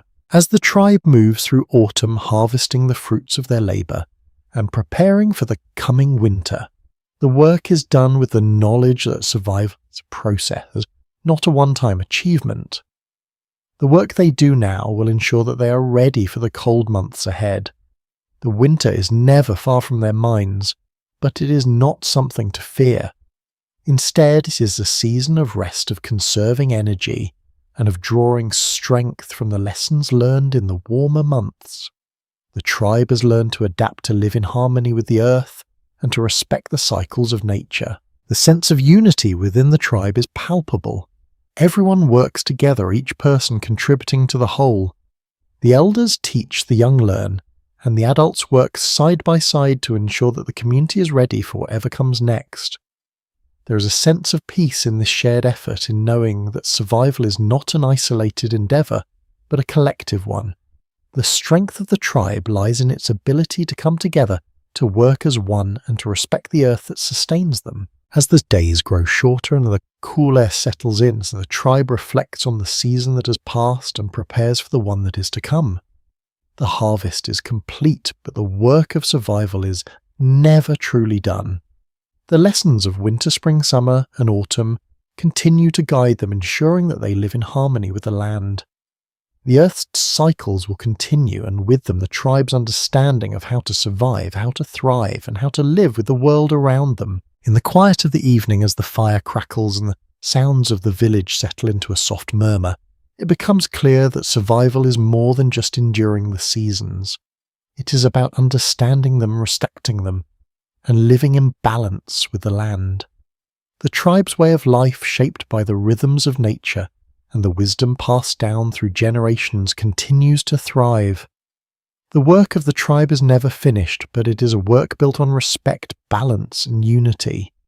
The seasons will continue to change, but the lessons learned from the earth will remain at the heart of the tribe's survival. As the first hints of winter begin to creep into the evening air, a quiet shift falls over the tribe. The warmth of the fire feels even more necessary now, as the days grow shorter and the chill of the coming season settles in.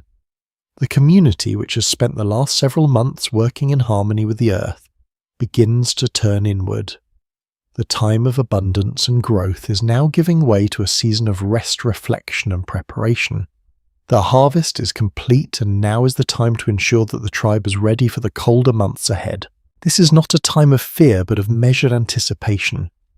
The lessons learned during the summer and autumn months about careful stewardship, respect for the land, and the interconnectedness of all things are still very much at the forefront of the tribe's minds.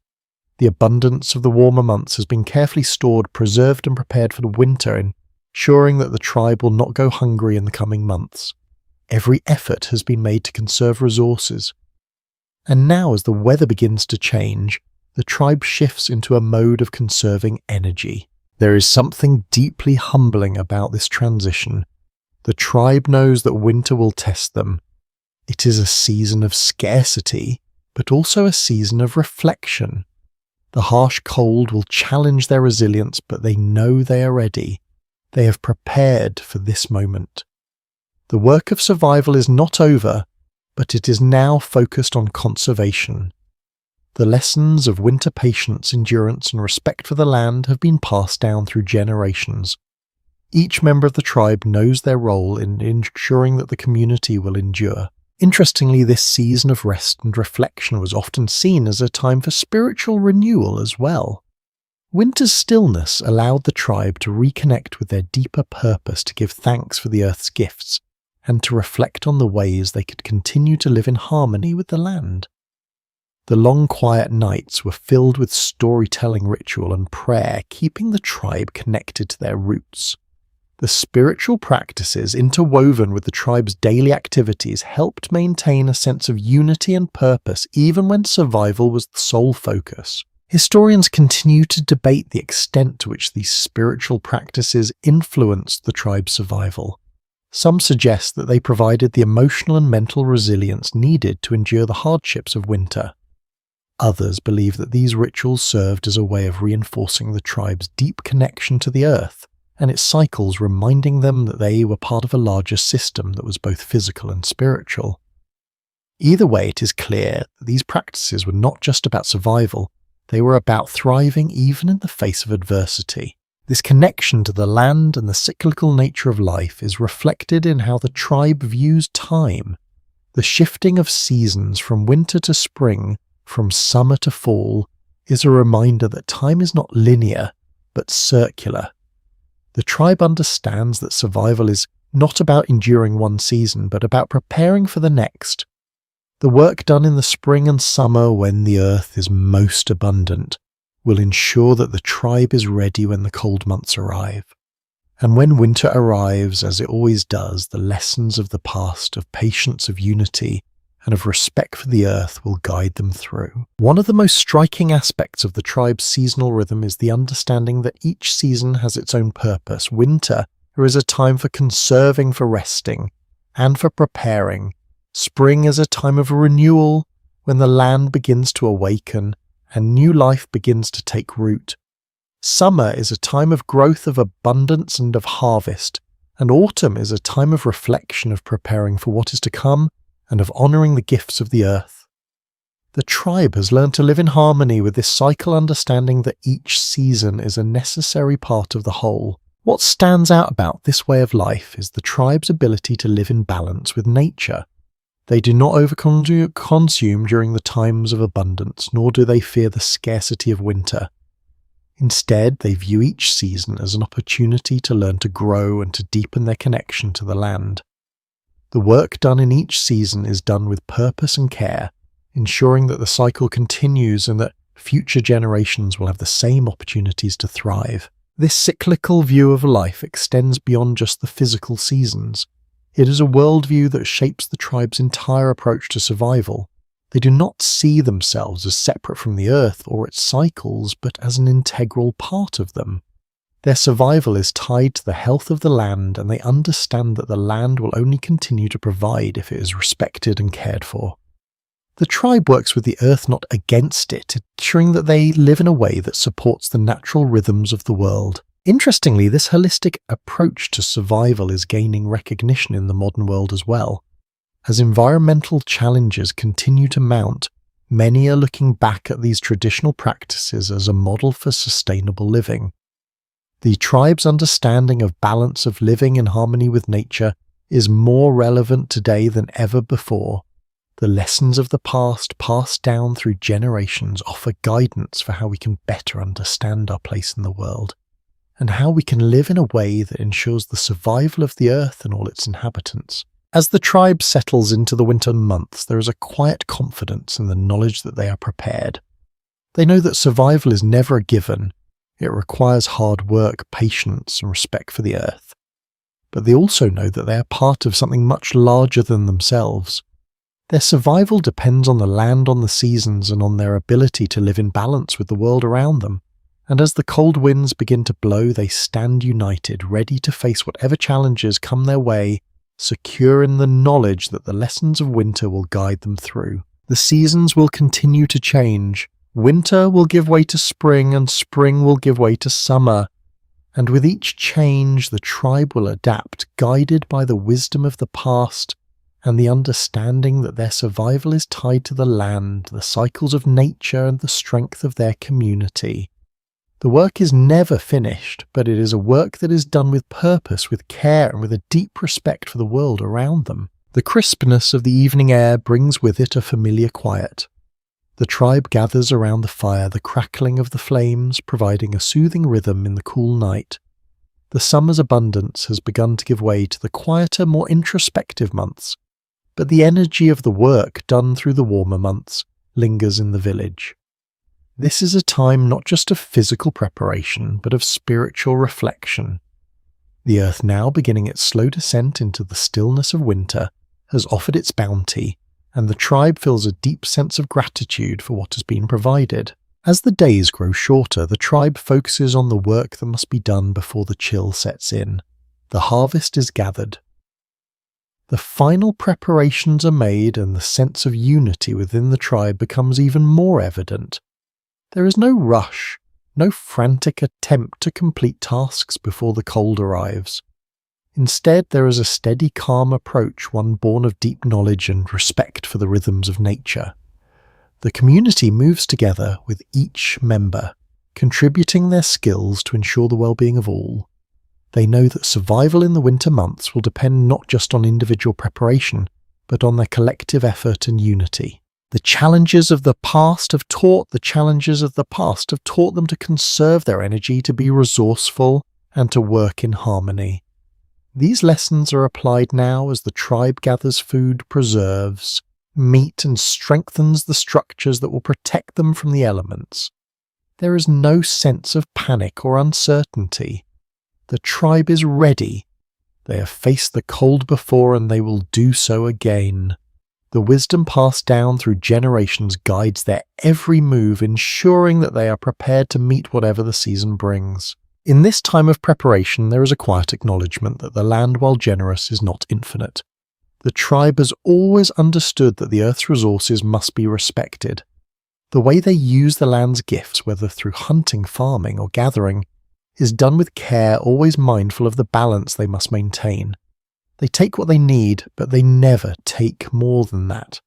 This practice is not just a matter of survival, it is a fundamental part of the tribe's relationship with the land. They understand that the earth can provide, but it also needs to be cared for so that it can continue to offer its bounty. Historians often point to this respect for the land as one of the most defining aspects of Native American survival strategies. Many believe that the careful management of resources was essential to their long-term success, and that this understanding of sustainability was not just a matter of practicality, but of spiritual belief. The tribe viewed the land as a living entity deserving of reverence and care. This reverence was not just reflected in rituals and ceremonies, but in the way the tribe lived their daily lives. From the way they harvested crops to the way they hunted, every action was done with the understanding that the earth was both a provider and a partner. Scholars continue to explore the spiritual dimensions of these practices. Some argue that the tribe's close connection to the land was rooted in a belief that the earth was alive, that it had its own spirit, and that the tribe's survival depended on maintaining a harmonious relationship with it. Others suggest that these practices were born out of necessity, a recognition that sustainable living was the key to the tribe's survival in an often unpredictable environment. Whatever the origin of these practices, it is clear that they were fundamental to the tribe's way of life. Their survival was never just about enduring the elements, but about living in balance with them. As the tribe settles into the quieter rhythms of autumn, there is a sense of accomplishment in the air. The work of the year has been done, and now is a time for reflection. The harvest is complete, the shelters are fortified, and the preparations for winter are in place.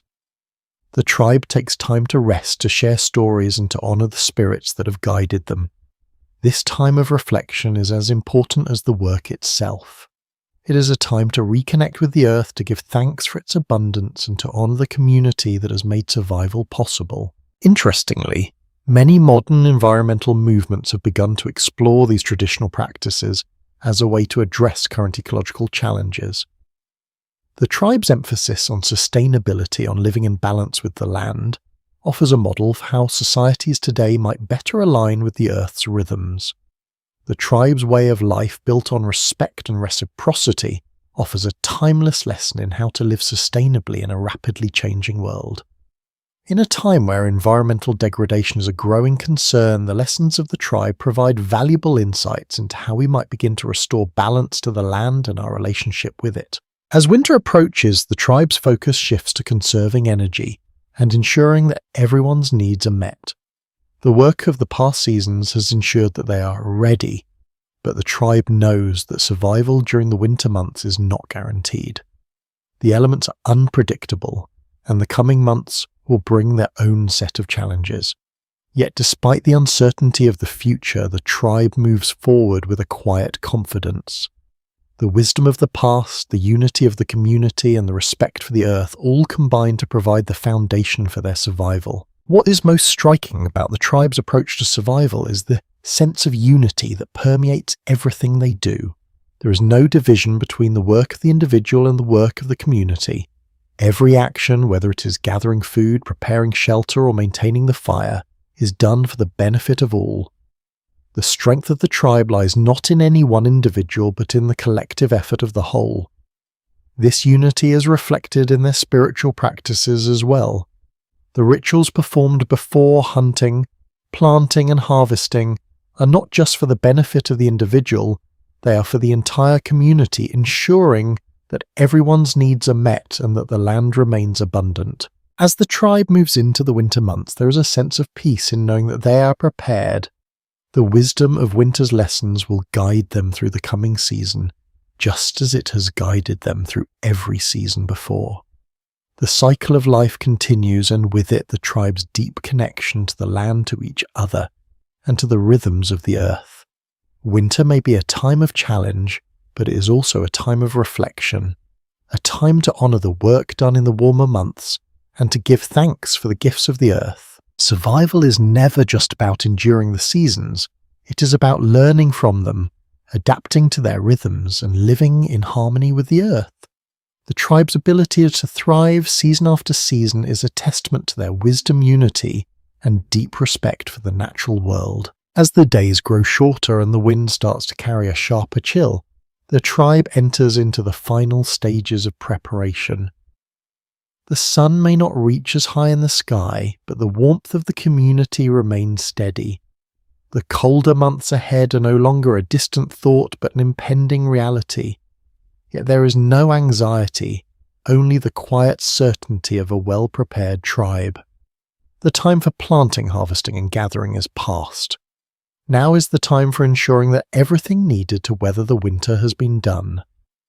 The lessons learned throughout the year during the abundance of summer and the careful preparation of autumn have all led to this point. The tribe moves in rhythm, each person's role as crucial as the next. Some prepare the shelters, reinforcing them against the winter winds. Others continue the work of drying meat, storing food, and ensuring that firewood is abundant. The steady hands of the elders guide the younger members as they assist with the tasks. The focus is on ensuring that the tribe is as ready as it can be. There is no rush, only a steady march toward the coming cold. The tribe's abilities to prepare for winter is not just about physical work. It is about a shared understanding that survival depends on collective effort. The value of unity of shared responsibility continues to shape how the tribe functions. They have learned that every person has something to contribute, and that no one survives in isolation. Even in a time of scarcity, the tribe knows that there is strength in togetherness. They have lived through the cycles of the seasons before, and they trust that the work they do now will ensure that they will endure the months ahead. What stands out in this communal effort is the deep sense of interdependence. The tribe is aware that their survival is tied to each other. The elders teach the young, passing down the wisdom that will ensure the tribe's continued strength. The young ones, eager to learn, contribute where they can, understanding that their efforts matter. It is a partnership that spans generations. The strength of the tribe comes not from individual prowess, but from the collective effort of all.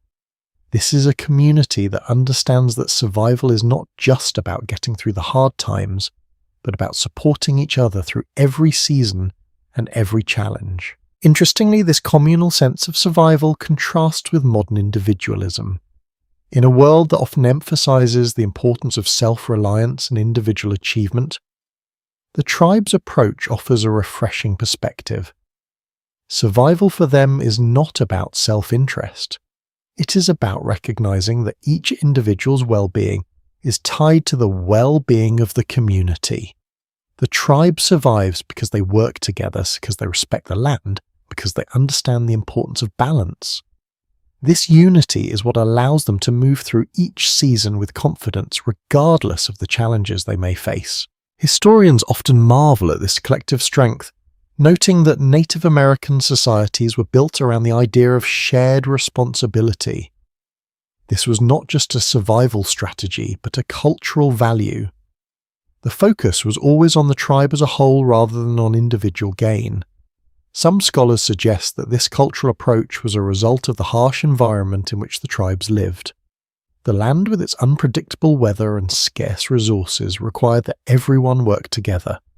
Others argue that it was a deep cultural and spiritual belief that bound the tribe together, an understanding that survival was about the whole, not the individual. Whatever the source, the result is clear. The tribe's ability to survive the communal spirit. As the tribe prepares for winter, there is a deep sense of connection to the earth. The land that has provided so much now rests waiting for the return of spring. But for the tribe, winter is not just a time of dormancy. It is a time for reflection, for drawing strength from the work done in the warmer months, and for drawing closer together. The fire that burns in the center of the community serves not just to warm the body, but to bring the people together. It is a symbol of unity, of the strength that comes from shared effort. The fire represents life warmth and the continuous flow of the tribe's work generation after generation. It is during this time of reflection that the tribe honors its ancestors. The stories that have been passed down through generations are shared around the fire, reminding the tribe of the resilience of those who came before them. These stories are not just for entertainment, they are lessons. They are reminders of the struggles that the tribe has faced and the strength it has drawn from its unity with the earth and each other. The tribe reflects on how their ancestors lived, how they survived the challenges of their time, and how they passed down the knowledge that has sustained the tribe for so many years. This cycle of knowledge sharing, of passing down wisdom from one generation to the next, is one of the most important aspects of survival for the tribe. The elders are the keepers of the knowledge that has ensured the tribe's survival, and the young ones are the future learning, the skills and lessons that will carry the tribe forward. There is no sense of urgency in this learning. It is a slow, deliberate passing of the torch, a continual process that ensures that the wisdom of the past is not lost, but is carried into the future. Scholars continue to explore the role of oral traditions in Native American cultures. Many argue that these stories and teachings were essential to the survival of the tribe. The lessons they carry are not just practical, they are moral, spiritual, and cultural. They reinforce the values that are central to the tribe's way of life: respect for the earth, cooperation, unity, and resilience. These values are passed down through generations, ensuring that the tribe's connection to the land and to each other is never broken. As winter draws closer, the tribe settles into its rhythm. The work may slow, but the effort to ensure the community's well-being remains constant. The lessons of the past, learned through hard work, patience, and unity, are embedded in every aspect of tribal life. Survival is not just about enduring the cold, but about honouring the earth's gifts, working together, and passing down the wisdom that ensures future generations will continue to thrive. The seasons will continue to shift and the cycle will repeat. But through it all, the tribe remains resilient, guided by the wisdom of the past, the strength of the present, and the knowledge that survival is never a solitary endeavour. It is a collective effort that continues through each season, each year, and each generation. The first true night of winter settles in quietly. Snow begins to fall in slow, steady flakes, softening every sound, smoothing every edge. The world feels smaller now, closer, as if it is drawn in around you. Inside the shelter, the fire glows low and steady, not roaring, not fading, just breathing. This is the season you have been preparing for all year, and there is a calm in knowing that nothing has been rushed. Everything that needed doing has been done. The tribe moves differently now. Voices are softer.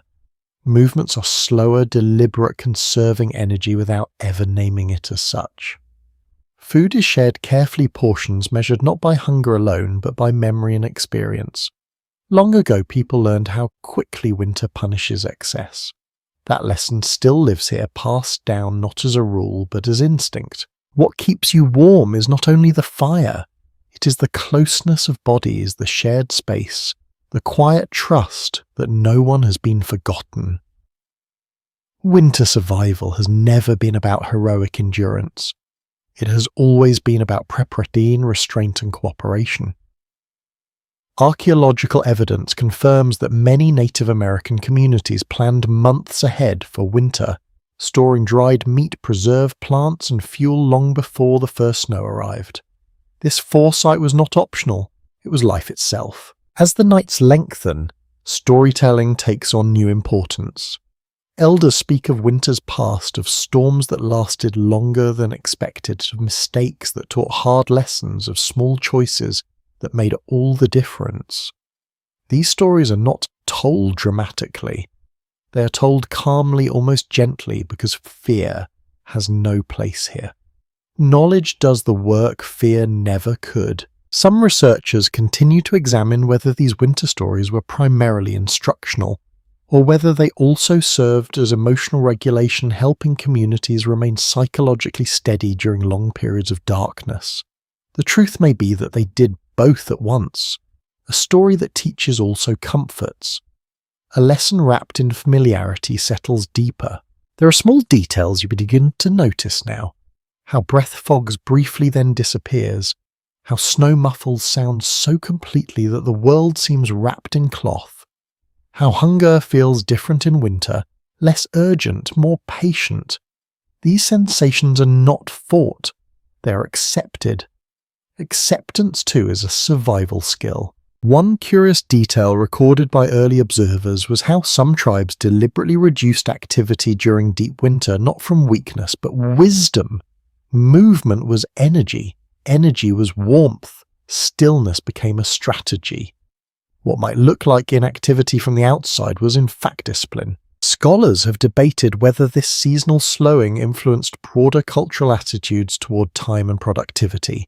Did winter teach patience that shaped values year-round, or was it a temporary adjustment? The evidence suggests winter left its mark far beyond the cold months. The rhythm of restraint echoed into every season. Inside the shelter, tools are repaired, clothing is mended, hands stay busy without strain. Children listen more than they speak. Elders speak only when words matter. Silence becomes a shared language. Outside the land rests. Inside, so do you. This is not a season of conquest, it is a season of trust. Trust in preparation, trust in shared effort, trust in knowledge carried quietly across generations. And slowly, without announcement, winter stops feeling like an enemy at all. It feels like a pause, a long breath taken by the world itself. Wind down. Now the fire burns lower, its warmth steady and familiar. The wind outside has softened, or maybe you have simply grown used to its voice. Your body relaxes into the stillness, knowing there is nothing left to prepare, nothing left to solve. Everything that matters has already been done. Winter continues, but it no longer demands your attention. It holds you gently like deep water that supports without effort. The lessons carried through these stories settle quietly, not as facts to remember, but as feelings to keep. Patience, balance, togetherness, trust. You breathe slowly now, matching the calm rhythm of the space around you. The snow will fall, the fire will hold, morning will come when it is ready. For now you rest. Sweet dreams.